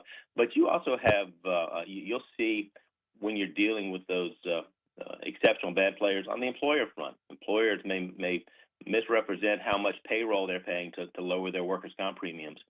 And we want to be sure that our members and everybody attending the conference is aware of those pitfalls so that they know to avoid them and what they need to do when they run into them. So that's another one of the breakout groups that we're going to have. Very cool stuff. And this, I mean, you're talking October 7th through 9th. Yep. It is a full slate from start to finish. If for those who are listening right now, who needs to attend? Really, anybody that's involved in employment in Louisiana. Now, certainly, this is directed towards attorneys that are practicing, towards claims adjusters, towards healthcare providers that treat injured workers, but managers, business owners, small businesses. All of them are engaged in the workers' comp system and will get a benefit not only out of the information, but out of the networking opportunity where you could come in and just talk to a guy over a cup of coffee who's been doing this for 30 years and can answer some of the questions that you have. So anybody that's engaged in the employment world, this will benefit them. Okay, let's give the scale here. How big of a business, how small of a business will this apply to?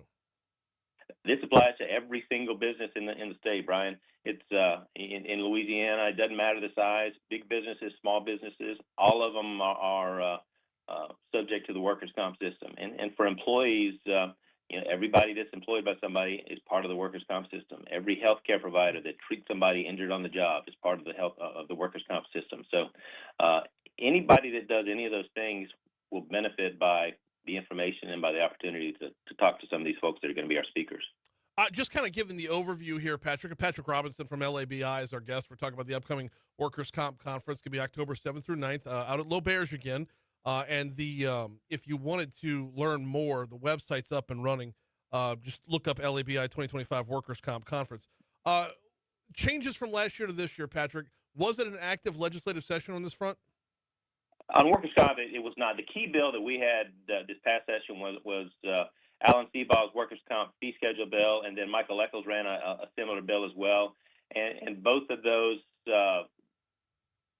did not make it through the Senate labor portion of the discussion. Okay. Michael's made it out of the House, but failed in the Senate. It's an issue that is going forward, though, and Pat McMath offered a resolution to look at the issue. So there is a Senate work group that is looking at the issue of workers' comp generally, as well as the workers' comp fee schedule in particular. And I think they are really interested in coming up with some solutions and some things that will make the system work better. Got just a couple minutes left with Patrick Robinson from LABI. Okay, now I did intro this by saying this is one of the services that LABI provides, but it's not just for LABI members. If you are an LABI member, I believe you get a discounted admission, but this is open to everyone. Absolutely, yep. And we have lots of lawyers that represent employees that come to this, lots of healthcare providers that are not lobby members. We really want to hear from everybody that's part of the workers' comp system. Registration is open right now, and I believe there's an early bird rate for both non-lobby and lobby members. There's an early bird rate for both. That is correct, and the final day for that is tomorrow. It bumps up a little bit after that, but even with that, after the early bird deadline passes, in terms of what you're getting for what you're paying, it's a real deal. No, on top of that, Brian, I got to throw in this. This year, one of the things I insisted on was for our reception on Wednesday night, we got a band. So I have found a band, and we will have that for our reception on Wednesday. Can we tease who? Absolutely. It's called Press One for English. Oh, and I got to give credit. I got to give credit to my daughter, who is an event planner for MMR Group. I went to one of her events, and she had these folks performing there, and they were fantastic. They're going to be fantastic at our conference. I'm really looking forward to it. Press One for English. You've seen them at Live After 5. You've seen them at multiple Mardi Gras balls, and now over at the Workers' Comp Conference coming up on October 7th through 9th. Give us the details one more time. Where can folks go to register? You go to the lobby website, lobby.org, and you can pull it up on our events page. It'll take you right to the registration site. You can also go to hoover.com and look it up there. Just type in Lobby Workers' Comp Conference, and that'll take you to the registration site as well. He is Patrick Robinson from Louisiana Association of Business and Industry. Greatly appreciate a couple minutes this morning. Looking forward to the conference. Always a pleasure, Ryan. Take care. Yep. We'll see you for lunch, actually. 7:49 at Talk 107.3 FM WBRP. I have exactly 1 minute before we hit Your Money Now, and within that minute, I need to tell you about the folks over at NeuroJust. NeuroJust.com if you wanted to check them out and learn more. Who needs to hear about NeuroJust? Anybody suffering from anxiety or depression, or has a family member or a loved one who is suffering from anxiety or depression. If you're in it, you already know. It's a constant fight or flight battle within your own mind. It is a constant churning of seas in your own mind. If sit-down therapy hasn't been super effective, or if you've tried the prescription med route and you don't like the results, or you've seen diminishing returns from the prescription drugs, NeuroJust specializes in a therapy called transcranial magnetic stimulation. TMS therapy is what they call it. It's FDA approved. It's non-invasive, and it's specifically for depression. It takes the churning of those waves within your mind and just dials them down to calmer seas. There are no side effects because it's non-invasive. And if you wanted to learn more, check out neurojust.com, NEUROJUST, neurojust.com. If you or someone you know is battling with anxiety or depression, help them calm their own seas at neurojust.com.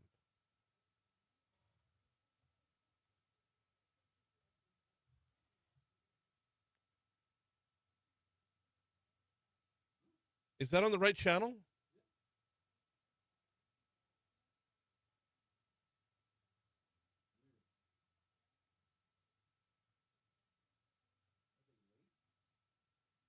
No.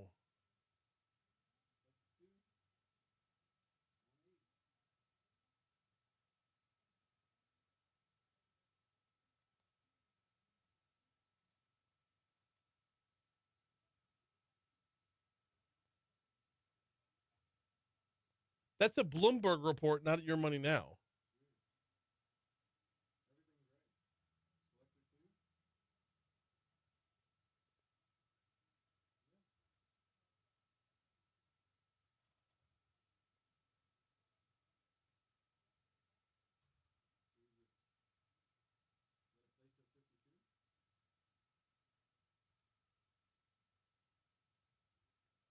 Well, shit.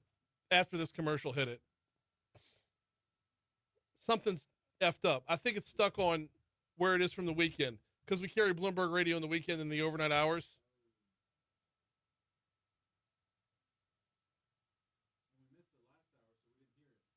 Right.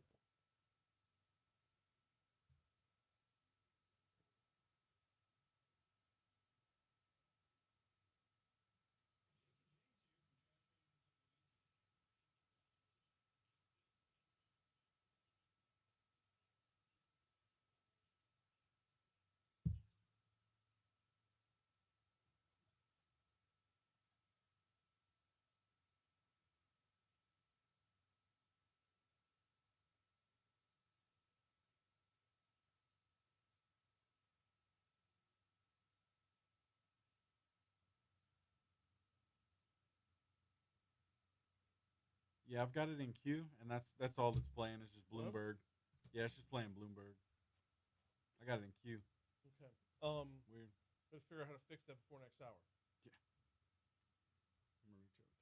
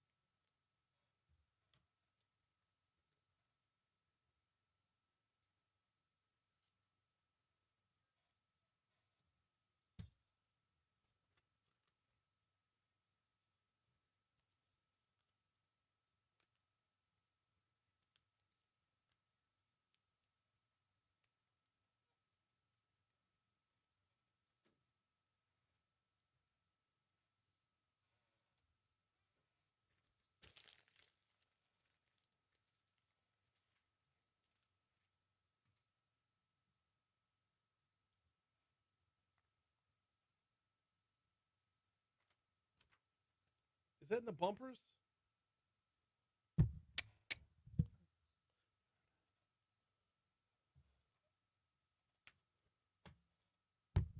Talk 107.3 is your new home for Ken Trahan's original prep football report.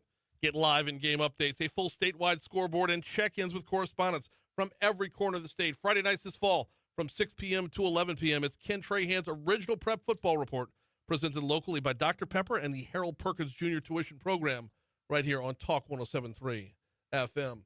We're at 7:55 at Talk 107.3. ABC News coming your way in 4.5 minutes from right now. Hour 3 is coming up next. Looking forward to this.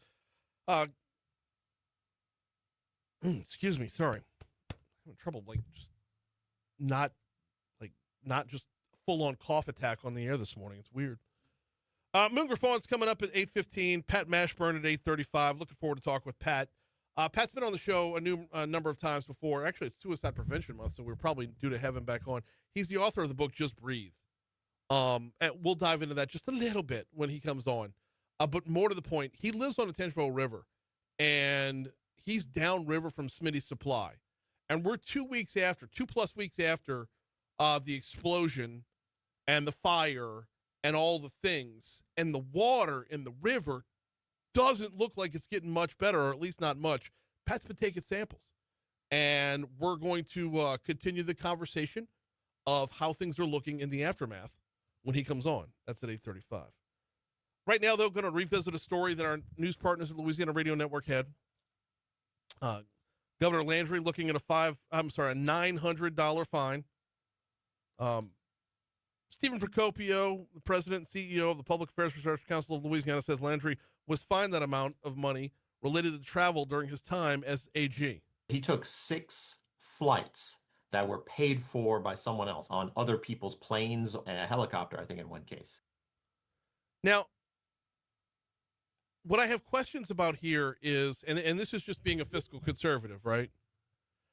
I know we like to assume the worst, but that, like, this reduces the cost for the state, does it not? Does the governor have to, does the AG have to pick up the tab when the AG flies somewhere? Or wouldn't we want to save the money? I mean, I know it's nickels and dimes compared to the state budget. Procopio says there was nothing illicit about these flights. All the flights were for a public purpose, related to his duties as Attorney General. He went to conferences and things like that.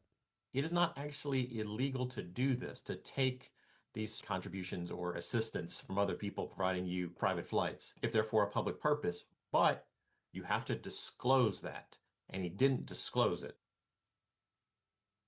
See, I look at the side-by-side comparison, and yes, I'm going there, to LaToya Cantrell, who's flying somewhere different every single week for, whether they're official purposes for the city of New Orleans or they're for, grander purposes or they're for her personal purposes.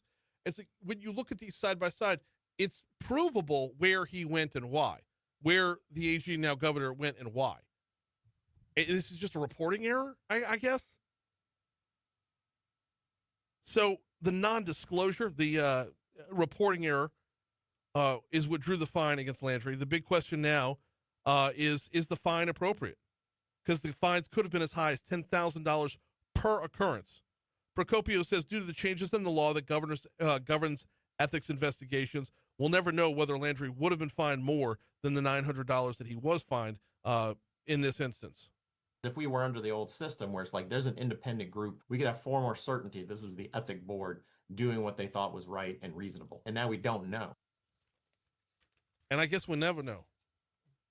Not to quote Kanye, but I guess we'll never know. I don't know. The bigger question here is, like, if it's provable on the back end. Like, here's where I went. Here's what I went for. And by the way, here's who picked up the tab for the flight. That's an important part of this as well. Also who was on the flight. Because these are all the parts of the question that could lead to something illicit, right? If you're on the flight with a big campaign donor and it boosts you towards your governor's race, that's a question worth asking. If you're on the flight with somebody who wants to bend your ear for better government, that's part of the equation as well. But all of this stuff retroactively can be proven. So it comes down to a reporting error. Coming up on 8 o'clock, hour 3 is next here at Talk 107.3 FM. We'll have this day in history right on the back end of the news.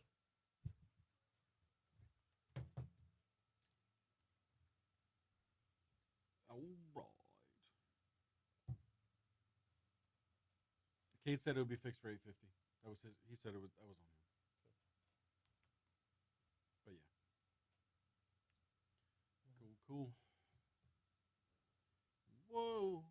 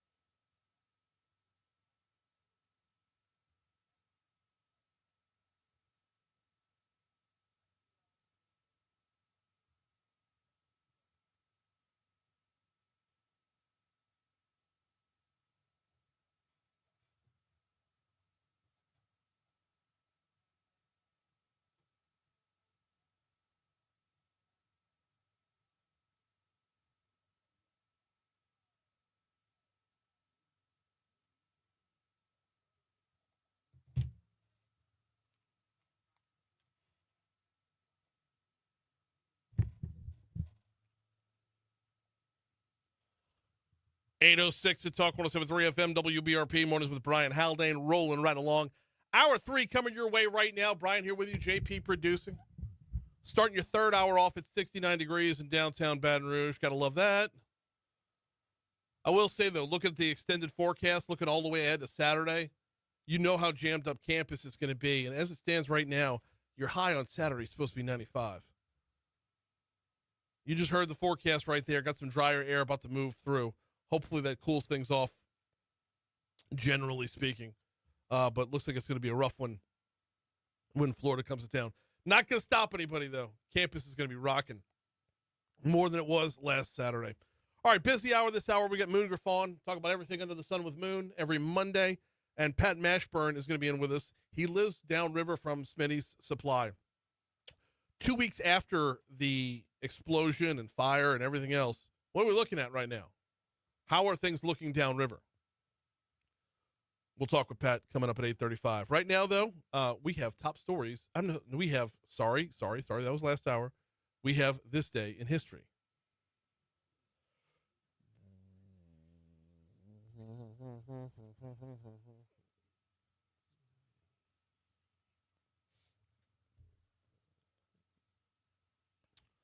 All right, JP. All right. Yep. Start off in 1504. Michelangelo's statue of David is unveiled in Florence. Can we rewind before that? Ooh. It was on this day in 1429. Ooh, okay. Joan of Arc attacked Paris. Oh, okay. Yeah. Man, I missed that one. I guess I was so excited about the Ninja Turtle doing the statue of David here. Shoo. The Ninja Turtle did unveil their Michelangelo's David was unveiled in Piazza della Signoria. Ah, there you go. 1858, Abraham Lincoln supposedly says in his speech, "You may fool all the people some of the time. You can even fool some people. You can even fool some of the people all the time, but you can't fool all the people all the time." That's a tongue twister. It is. But I've always attributed all of the people some of the time, some of the people all the time, but not all of the people all the time. That's right. Right. I always attributed that quote CNN to Bob said, Marley. "Hold my beer." Yeah. I always attributed that quote to Bob Marley. I don't know. What song was that? It was a Bob Marley song. It was something like that. 1960, nationwide release of Alfred Hitchcock's Psycho, starring Anthony Perkins and Janet Leigh. Wow. Okay. Yeah, the release today. Oh. 1965. Wow. Let's see. Small ads in Daily Variety and Hollywood Reporter attract 437 young men interested in forming the world's first manufactured boy band, the Monkees. Oh! 3 are chosen, with British actor Davy Jones already cast. So, All really right. cool stuff. Yep. 1960. I'm sorry. The next year. Okay. Star Trek premieres Mm-hmm. on NBC, starring William Shatner and Leonard Nimoy. Kind of a big one. Yes, indeed it is.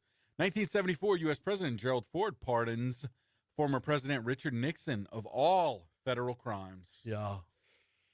1986, the Oprah Winfrey Show is first broadcast nationally. Oh, wow. Okay. So that happened as well. Oprah Winfrey and Star Trek. There we go. How about it? Hey, let's add another show host to the mix. 2015, comedian Stephen Colbert debuts as the new host of CBS's The Late Show. Wow. It was that long ago. Yeah. It didn't feel like he's been at the helm that long. 1998, Mark McGwire broke Roger Maris's record for most home runs in a regular season. He hit his 62nd of the season. Would finish this season with 70 before it was all said and done. And that was the only other one I had. Okay, moving on to birthdays. Mm-hmm. Bernie Sanders, Yeah. top of this list. Also, actor Peter Sellers. Yeah. Patsy Pink Cline as Panther. well. Yep. Jacques Clouseau, Pink Panther, yeah. Patsy Cline was on your list, yes? Yes, indeed. Let's see who else we had here. Martin Freeman as well, actor Martin Freeman. Avicii. No kidding. Yeah, Avicii as well. Gaten Matarazzo. I don't know who that is. Matarazzo. What? Gaten Matarazzo. Sorry. I don't know who that Plays is. Dustin in Stranger Things. Oh, Yep. okay. Yep. Are they still around? They still doing that I show? think they're still one more season. I think they got one more. Yeah, season why in not? them. David Arquette as well today. Okay. Anybody else on your end? No, I'm looking for more characters from Stranger Things. You can let an idea go. You know, it was good. Season 1. It's all right. Season 2. Season 1. Season 3 is like, all right. We're are we done here yet? Let it go. Season 4 was pretty cool. No. Deaths. What we got? Queen Elizabeth II. Yep. and Coolio today. No, Coolio's dead. Yeah. I'm just now learning that. Wait. Whoa. Yeah. Man. Rest easy in Gangsta's Paradise. Boy, I'm telling you, man. How many years ago was it? 15. No, I'm kidding. No, it was 2022. Wow, that was a while back. Coolio died 3 years ago. Wow, yeah. Did not know that. I'm kind of shook by that too. I didn't know it was that. I might want to double check on this. I had two more on the birthday front that I'm just now seeing. Okay. I'm sorry, one more on the birthday front. Pink. Okay. Is it Pink's birthday? I see Pink as well. Yeah. All right. Had that one. And what do you got for National Days? National Literacy Day. Well, okay, it's also Star Trek Day. Star Trek Day as well. Yeah. So we'll take either one of those. That would be a wrap on this day in history. Hey, Saturday, I was out bouncing around campus before the game, before I had to get to work. As I do on home game Saturdays, I swung by on away game Saturdays too, for that matter. But I swung by Mashburn, and as promised, they were slinging jambalaya out front, selling cold beers out front. If you wanted to go inside, they replaced the salad bar with beer. It's what's needed on a hot game day. Coming up this weekend, it's gonna be a hot game day. You might want to swing by Mashburn again if you didn't last week.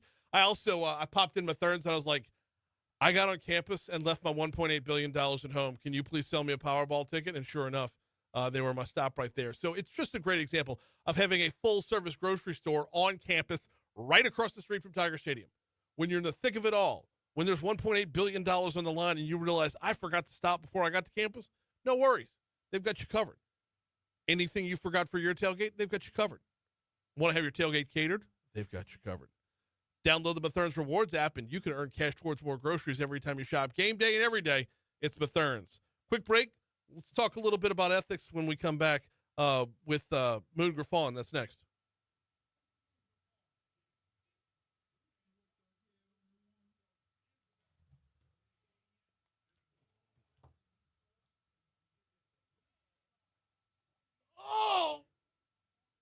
Oh!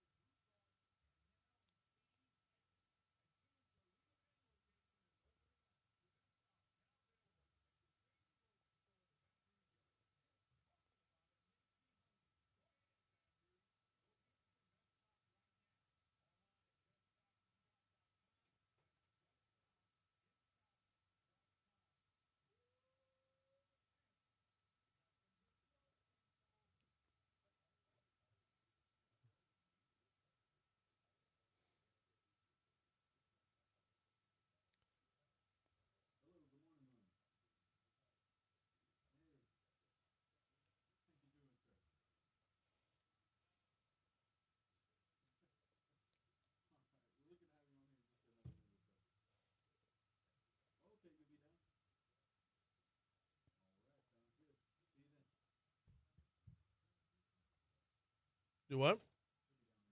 Oh, good.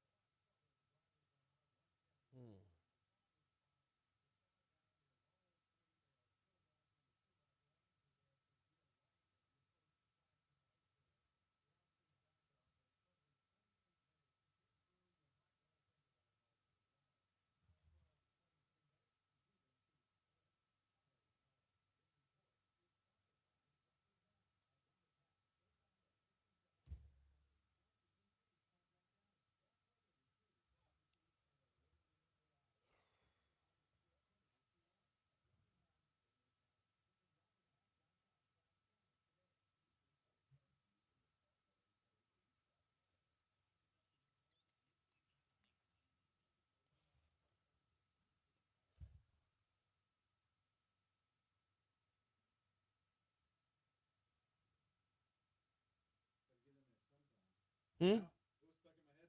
Yeah.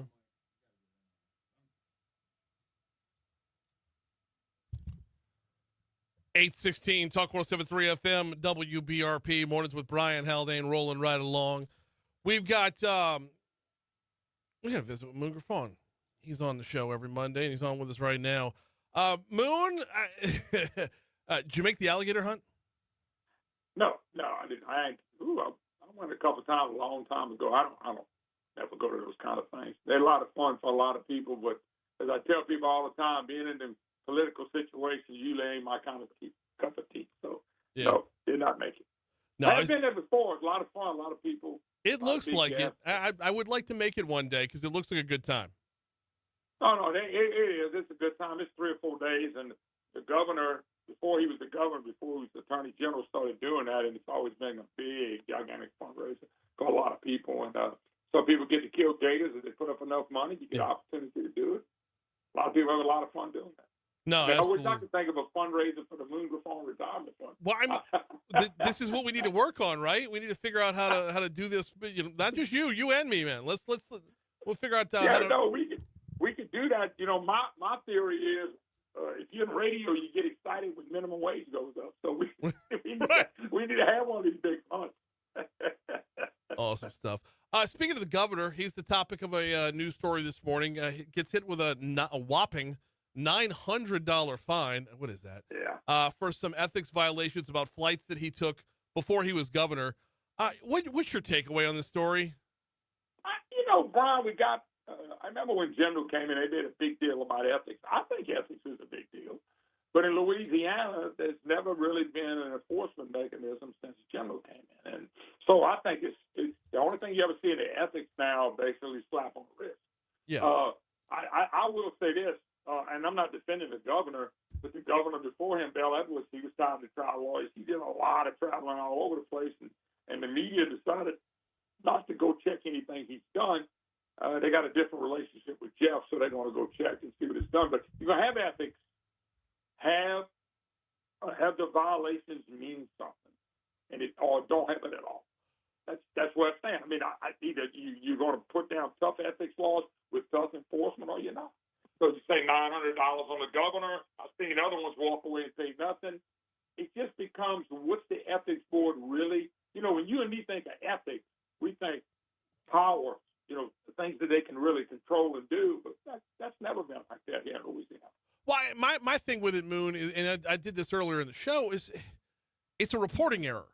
Like everywhere he went, who he went with, where he went, and why, that's all provable.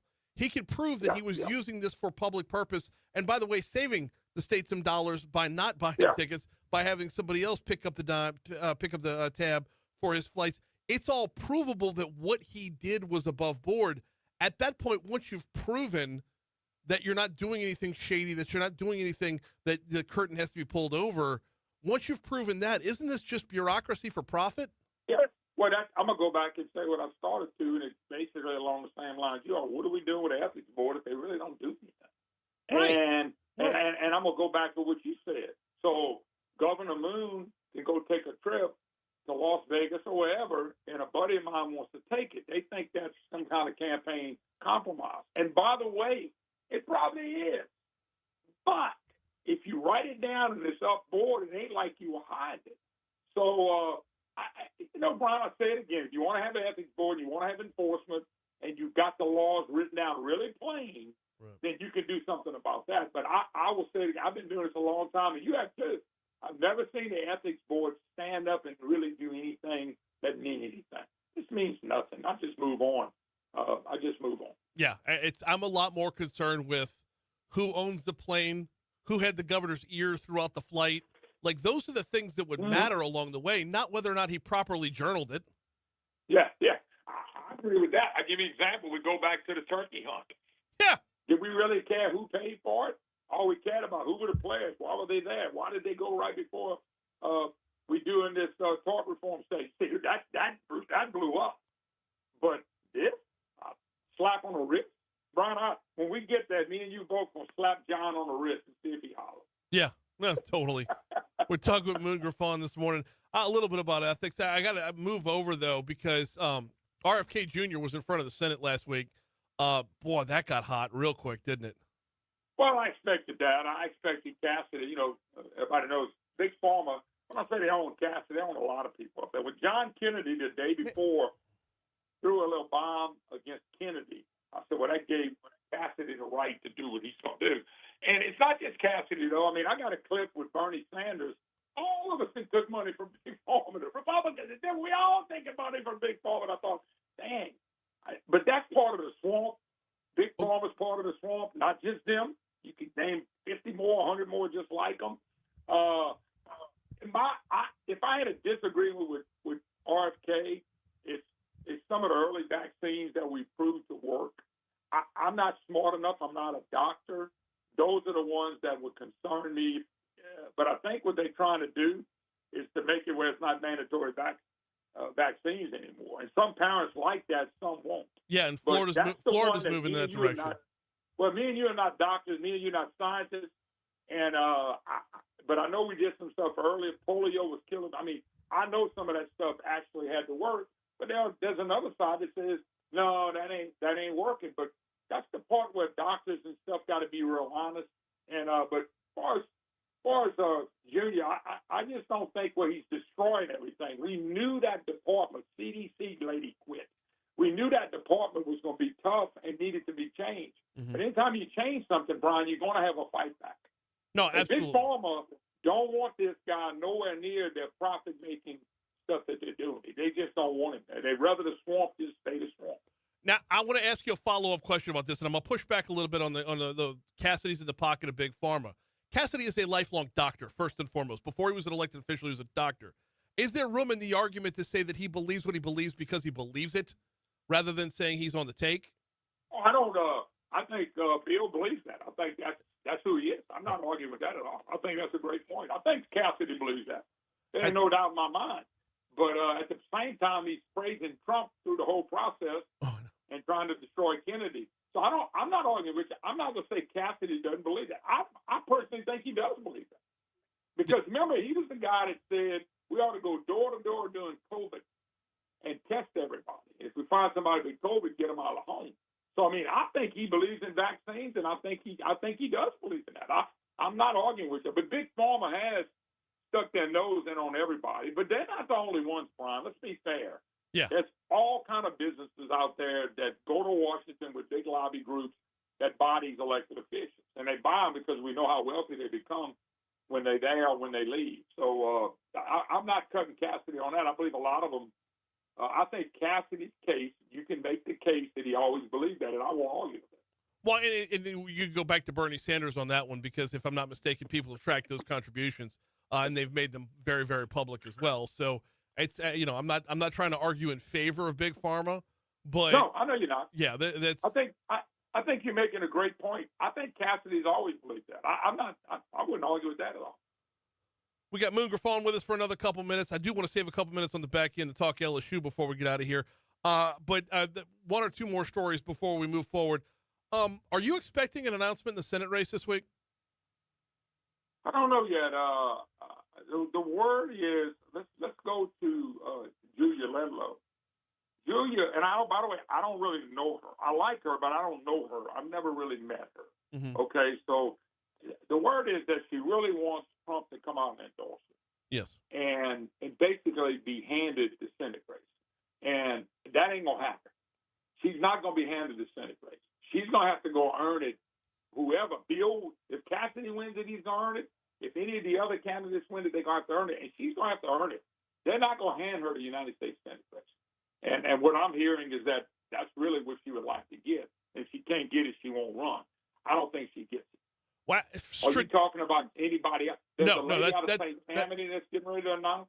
I don't. It would take a huge name, though. Julia Ledlow is a huge name that can move the needle. I no doubt about it. There's no doubt about it. But I'm just telling you what they're working towards. They're trying to work behind the scenes to get Trump to come out and endorse it. And I just don't think President Trump's going to do that today. It wouldn't make sense. Huh? It wouldn't make sense for President Trump to endorse anybody in this race until after the Republican primary. I agree 100%. I just don't think he's going to get involved. And so if she's basing that on what Trump does, she's not running. Right. I'm just gonna go with that. Well, now, what I also heard was she's giving it to about the middle of this month or next month, maybe mid-October before she makes a decision. But Mid-October's we'll see getting what late. happens. Mid-October's getting late. I mean, people clock out and start paying attention to the holidays at a certain point. That pushing it. That would be pushing it, to be sure. Well, it's late when you start talking about name recognition and money.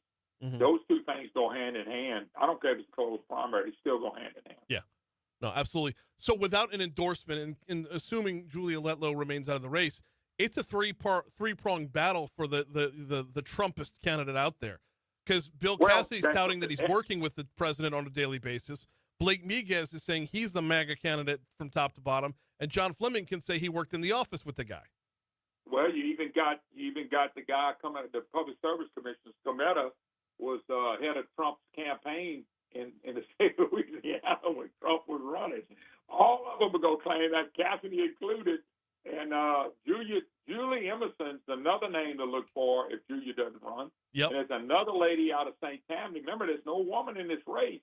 There's a lot of people believe a woman in the race hurts Cassidy. They think that's what Cassidy's best possibility is. And if a woman gets in, it hurts him. But does a woman running this race?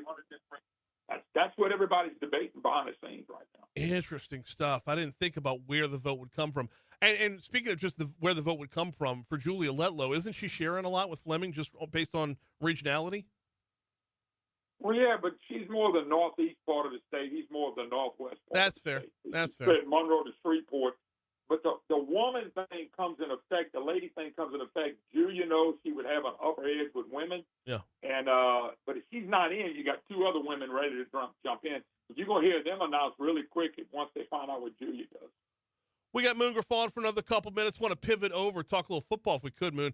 The campus, LSU's campus on Saturday was beyond electric. It did not look like an in-state game on Saturday. Didn't play that way on the field, but man, the vibe was there totally. Well, you're coming off a big win against Clemson. Mm-hmm.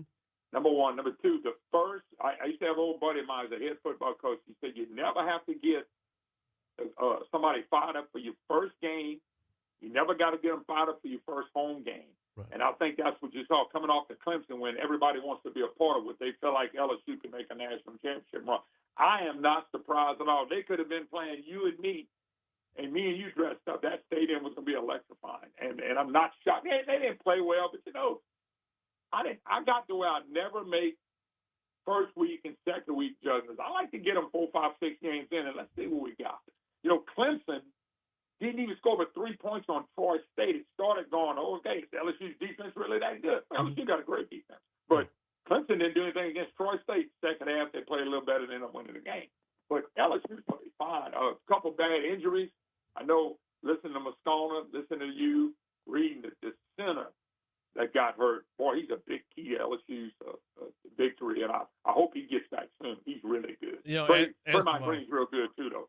Yeah, as do I. We're expecting reports on that when Brian Kelly meets with the media at noon today. In the meanwhile, you got a big show coming up. Who else on the show today?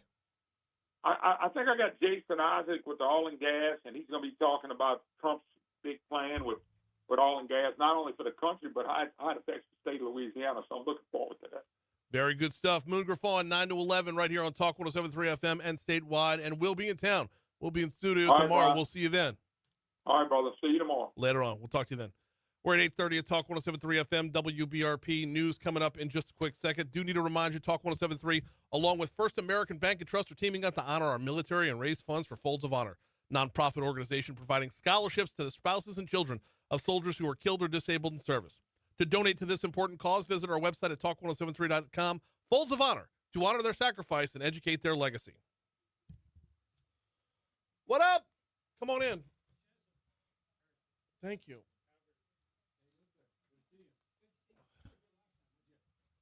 Oh, man. You been good? It is rapid fire this morning. It's one of those ones that's all over the place. Yeah. So what is in the water? Only Smitty's knows. Okay. What do they even know? hang on. Make sure we're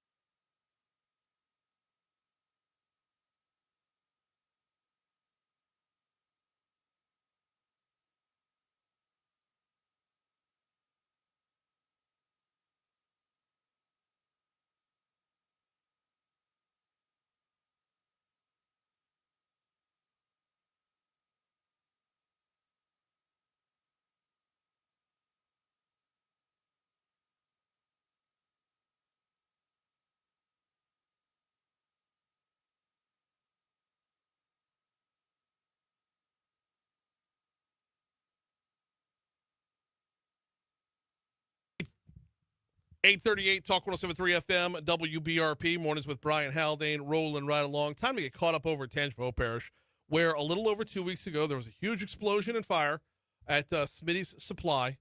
As of 10 hours ago, WWL-TV out of New Orleans saying the fire is nearly contained. This is 2 weeks later, and this is where we're at. Want to welcome back to the show Pat Mashburn. Pat's been on a number of times about a number of different topics. He just happens to live downriver from Smitty's. How are you, Pat? Doing good, but still waking up to the smell of oil and diesel every morning for the last 2 weeks. Yeah. The being downriver from Smitty's, okay.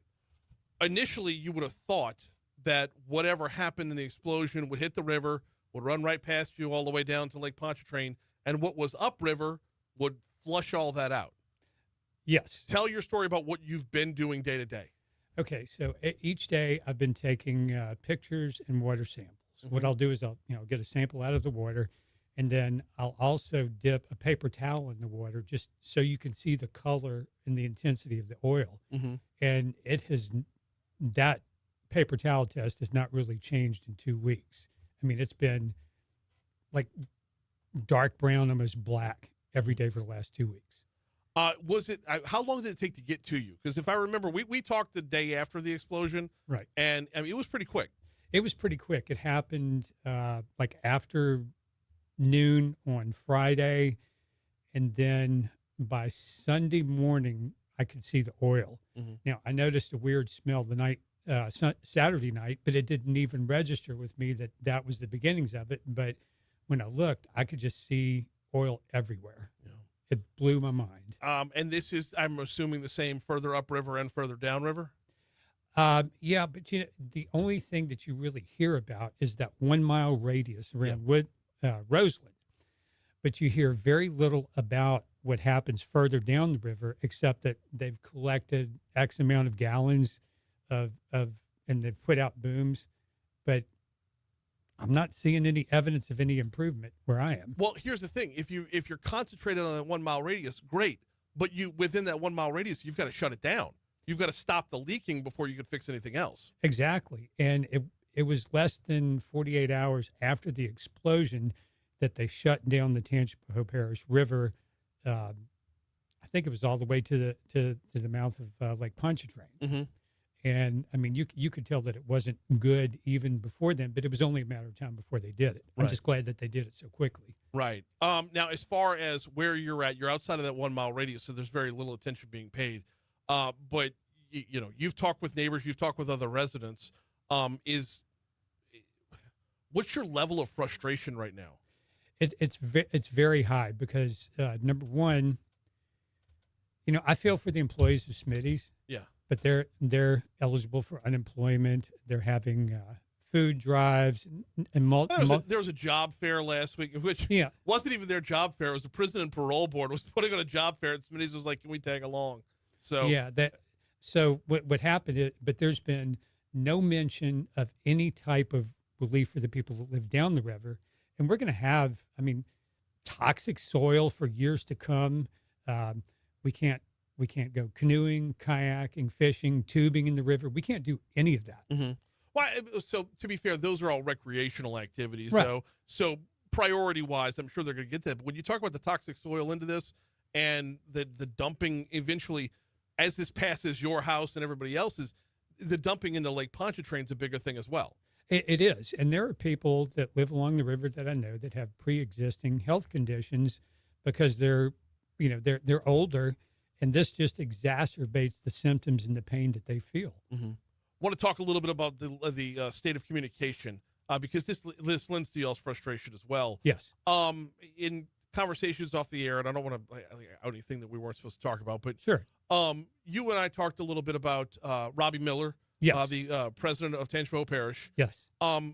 Give me the report on how he's been handling this from the start, and then once EPA took over. I have to give him a lot of credit. He has been very responsive. He's always answered my concern, and I don't want to abuse the privilege of having someone's phone number, so I keep it short and to the point. But I can't say enough good things about the way that he's handled this from a personal point. I mean, he's truly a servant of the people. So kudos for him. I don't know if maybe the EPA is being as open with him as they should be.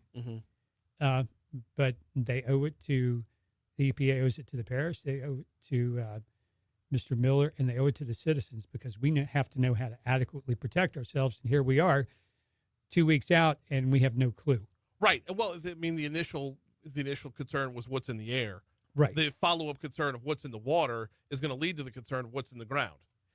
Absolutely. And something else, there are airboats that have been flying up and down the river that I get, the same ones when Smitty's was in charge and now the EPA. When they are laying out the booms, what they're doing is, I even had a video of them on my Facebook page, them flying over the very booms that they laid down to stem the flow of oil. So these people are acting with reckless disregard for the very area that they're trying to protect. It's very upsetting to see the airboats going through and just creating a wake, pushing it up on the shore. I've got videos of every one of them, and at the tail end of the boat are identification numbers. So I got the identification numbers too. What has the EPA done to continue reporting, to continue the level of conversation or communication that Robbie Miller started when this first happened? Well, so after the EPA took over, the information, I don't know if I would describe it as free flowing, but there was less of it. And all they're talking about is just the number of gallons that they've removed from the river. Well, I probably got 1,000 gallons in front of my house. They're more than welcome to have. We're talking with Pat Mashburn. He lives downriver from Smitty's. Getting an update on how Tangipahoa is looking from an environmental perspective a little more than 2 weeks after the explosion and fire. I got to ask this question, and I don't know if you would have any inside information on this being from there. Was an emergency declaration, state of emergency ever declared? You bring up a very good point. There hasn't been, and that's why I feel, based on the state of the river right now as it exists, Jeff Landry needs to declare a state of emergency so we can get some help. Now, procedurally, doesn't he have to be asked? Like, does Robbie Miller need to ask that? And can he, now that the EPA has taken over? That I don't know, but if hopefully the EPA won't be an impediment to that happening. Yeah.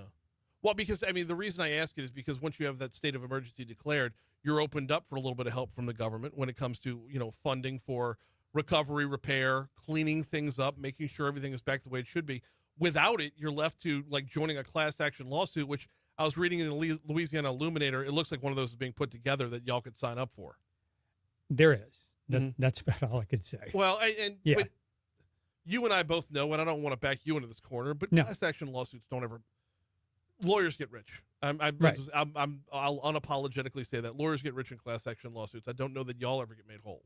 Well, you bring up a very good point, and this is why I post pictures, but I try to stay away from the dialogue from those that are, well, let's just say that they're not well informed. Somebody made reference to ambulance chasers appearing on the scene.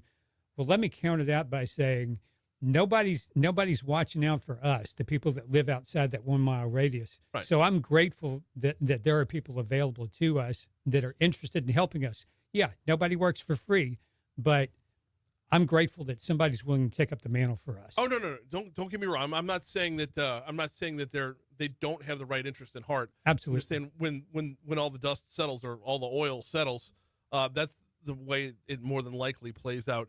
In the meanwhile, local groups getting back together in Tangipahoa Parish. Yes. Local groups. What has there been on the togetherness front of citizens getting together? Well, so those of us who live along the river, we communicate a lot. We share communication, whether it be through videos or pictures that we posted. But in terms of aid, that's all being done to that 1 mile radius. I mean, the full effects haven't been felt yet, but it's going to get a lot worse before it gets better. Well, and that's because it hasn't stopped the flow yet. Not at all. That's the part that I don't understand, Pat, is that you're what, a good, how many miles away? So I am 1 mile north of Highway 22. Okay. So south of I-12. Correct. Yeah. So you've got some good distance between you and this, which means that you are not going to, you're out of sight, out of mind as far as they're concerned, but the reality is in the water behind your house. Yeah, exactly. The river is actually, I've never thought about this because the front of my house, I would say, faces the river. So for all practical purposes, it's in my front yard because Okay. I'm right on the water. Yeah. Kicking information back up the line. Who's there to receive your message? That's a good question. But I would say that as of right now, the parish president, Robbie Miller, and again, I want to just say thank you to him for him making us feel like we aren't lost in the equation. More than 2 weeks removed from this, we only got a minute left. More than 2 weeks removed from this, is there any indicator of when the oil will stop? No indicator, because I mean, while it hasn't rained in a while, the water's a little bit low. You can actually see more of the oil, and what it's doing now is it's so thick that it's attaching itself to the bottom of the river where I live, and just it's like a thick bowl of pudding. That's what you can see whenever I put my paper towels in the water. By the way, my Facebook page is Pat Mashburn Jr. If anybody wants to see any of the samples from really the last 13 or 14 days, you can see the progression. The ones in the paper towel are the most stand out to me. Yes. Because, you can look at the river and see the sheen on top and the darker colors within. But we all know what it looks like to look at a river in South Louisiana. You never know what's a shadow and what's oil. Right. So, but when you pull that paper towel back out and you can see it's a black paper towel, it's disgusting and it's unhealthy. And hopefully there will be recourse in the near future. I hope so too, because I mean, just about everybody that lives on the river has a retriever, some type of water dog. Yeah. It's affected our way of life in so many different ways. I tell you what, we are straight up out of time. Can you stick around and talk during the break to our Facebook Live audience? I'm here as long as you need me. All right. He is Pat Mashburn. He lives downriver from Smitty's. We're just getting an update from Tangipahoa Parish. All right. Just as a couple matters of follow up for the folks that are on Facebook. Sure. Smitty's they've just ghosted. They're gone, right? I've not heard any. I'm not saying there hasn't been any direct communication, but I've not heard a whole lot from them. And if there is any communication, it's usually to the people that they laid off, fired, whatever you want to call it. So they've only handled business on the business end, not on the look what we did to everybody else end. Absolutely. Okay. 100%. And even on the business end, it's just barely. Like they've done little to nothing. At least nothing that's been fully reported. I don't know what they're doing behind the scenes, but the other follow up that I had on this one was, like, just personally, are you setting any personal deadlines before, like, you blow your top like the red character from Outside In? I mean, it's like this has got to be increasingly more frustrating every day. Well, I'll tell you a story that when a news organization came out to my house last week and interviewed a neighbor, he talked about somebody that lives near Lee's Landing, which is on the other side of the interstate, and one of those airboats, buzzed by his dock, sprayed him with oil, and then he actually went after them with a firearm. Oh, my. And I don't know the name of the person, but as I understand it, from what this person was telling me, he's now in the Tangipahoa Parish Jail. I would imagine so. That's I understand his level of anger. not condoning it. No, not condoning Like it. that old Chris Rock bit. Yeah. I'll condone it, but I understand. I Yeah. mean, you're dealing with, when I say lifers, I'm talking about those hardcore Cajuns that they tend to take matters into their own hands, whereas there are those of us who are in the counseling field that say, let's rethink that. Mm-hmm. No, yeah, I get that. Mm. I guess it's the lack of information, the lack of something new to report. That's the lack of news is news in itself to me. It is. It gives the appearance that maybe if there's, if the flow of information is being restricted, what is it that they're not telling us? And I mean, it's at this point, the only thing I can gather is that it's probably more detrimental than what they're letting on. So maybe they're being advised not to say a whole lot.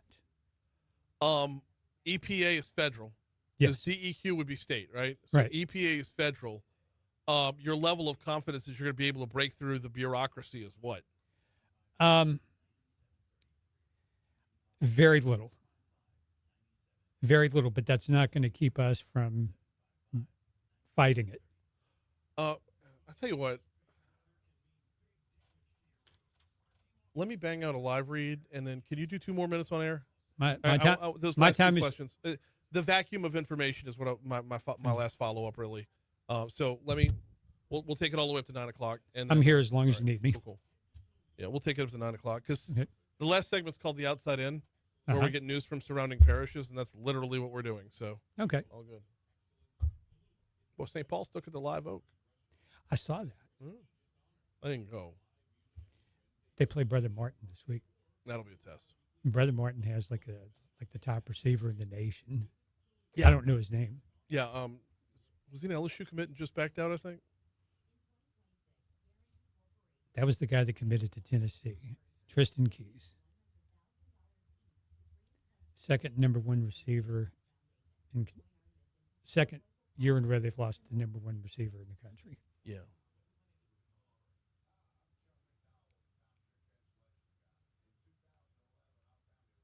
Nope, that's 2027 class.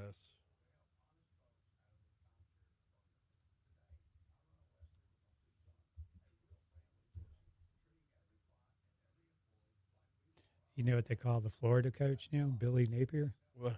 Sunbelt Billy. Yeah. Ott's been calling him that for a while now. Yeah. I love that. I'm glad it's catching on. Yeah.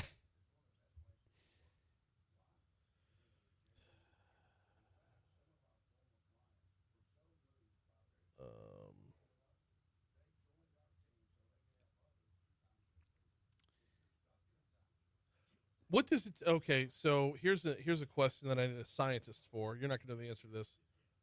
What would it take for oil to penetrate the ground to the point of where it affects drinking water? Because Tangipahoa is an aquifer and well system, depending on where you are. That would be a good question, and whoever would answer that, just tell them they know where to get the samples because I've got them. I mean, it would.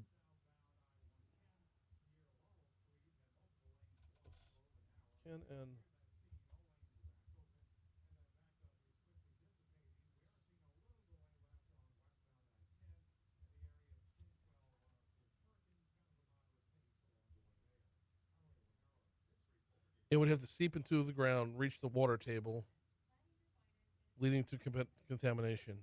But I mean, you're talking about like an overtly ridiculous amount for an extended period of time. Yeah.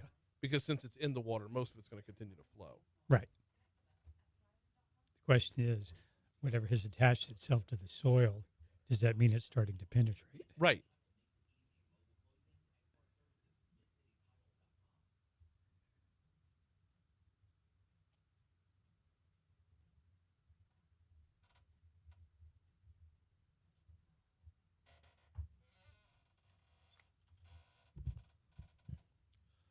.856 Talk 107.3 FM, WBRP, mornings with Brian Haldane, rolling right along. As I suspected would happen, as Pat and I kept talking during the break, I asked him if he could stick around for the last segment. Last segment, we do the outside in, so this actually fits. Before that, though, got to remind you about the folks at Landmark Bank, founded in 1897 as a community bank, and here in 2025, they remain a community bank. If you live in one of the communities that Landmark Bank serves, and go to landmarkbankla.com to find that list of communities. I can tell you Zachary's in there, Denham's in there, Brewley's in there, a handful of other ones as well. Once you're in that community, you need not just a bank, but a banker. Someone who, throughout your personal banking, can help you with your wants, needs, dreams, and desires. Buying a home, buying a car, stocking away for college for the kids, investment, retirement. They can help walk you through where you are in your phase of life and where you want to be. Conversely, on the business end, they can do that as well. Jumping in that entrepreneurship world, you need a banker. We learned during the PPP process just how important it was to be local, to be community. It's landmarkbankla.com. Pat Mashburn's with us for just a couple more minutes here before we get out. I tell you what, it's time for the outside in.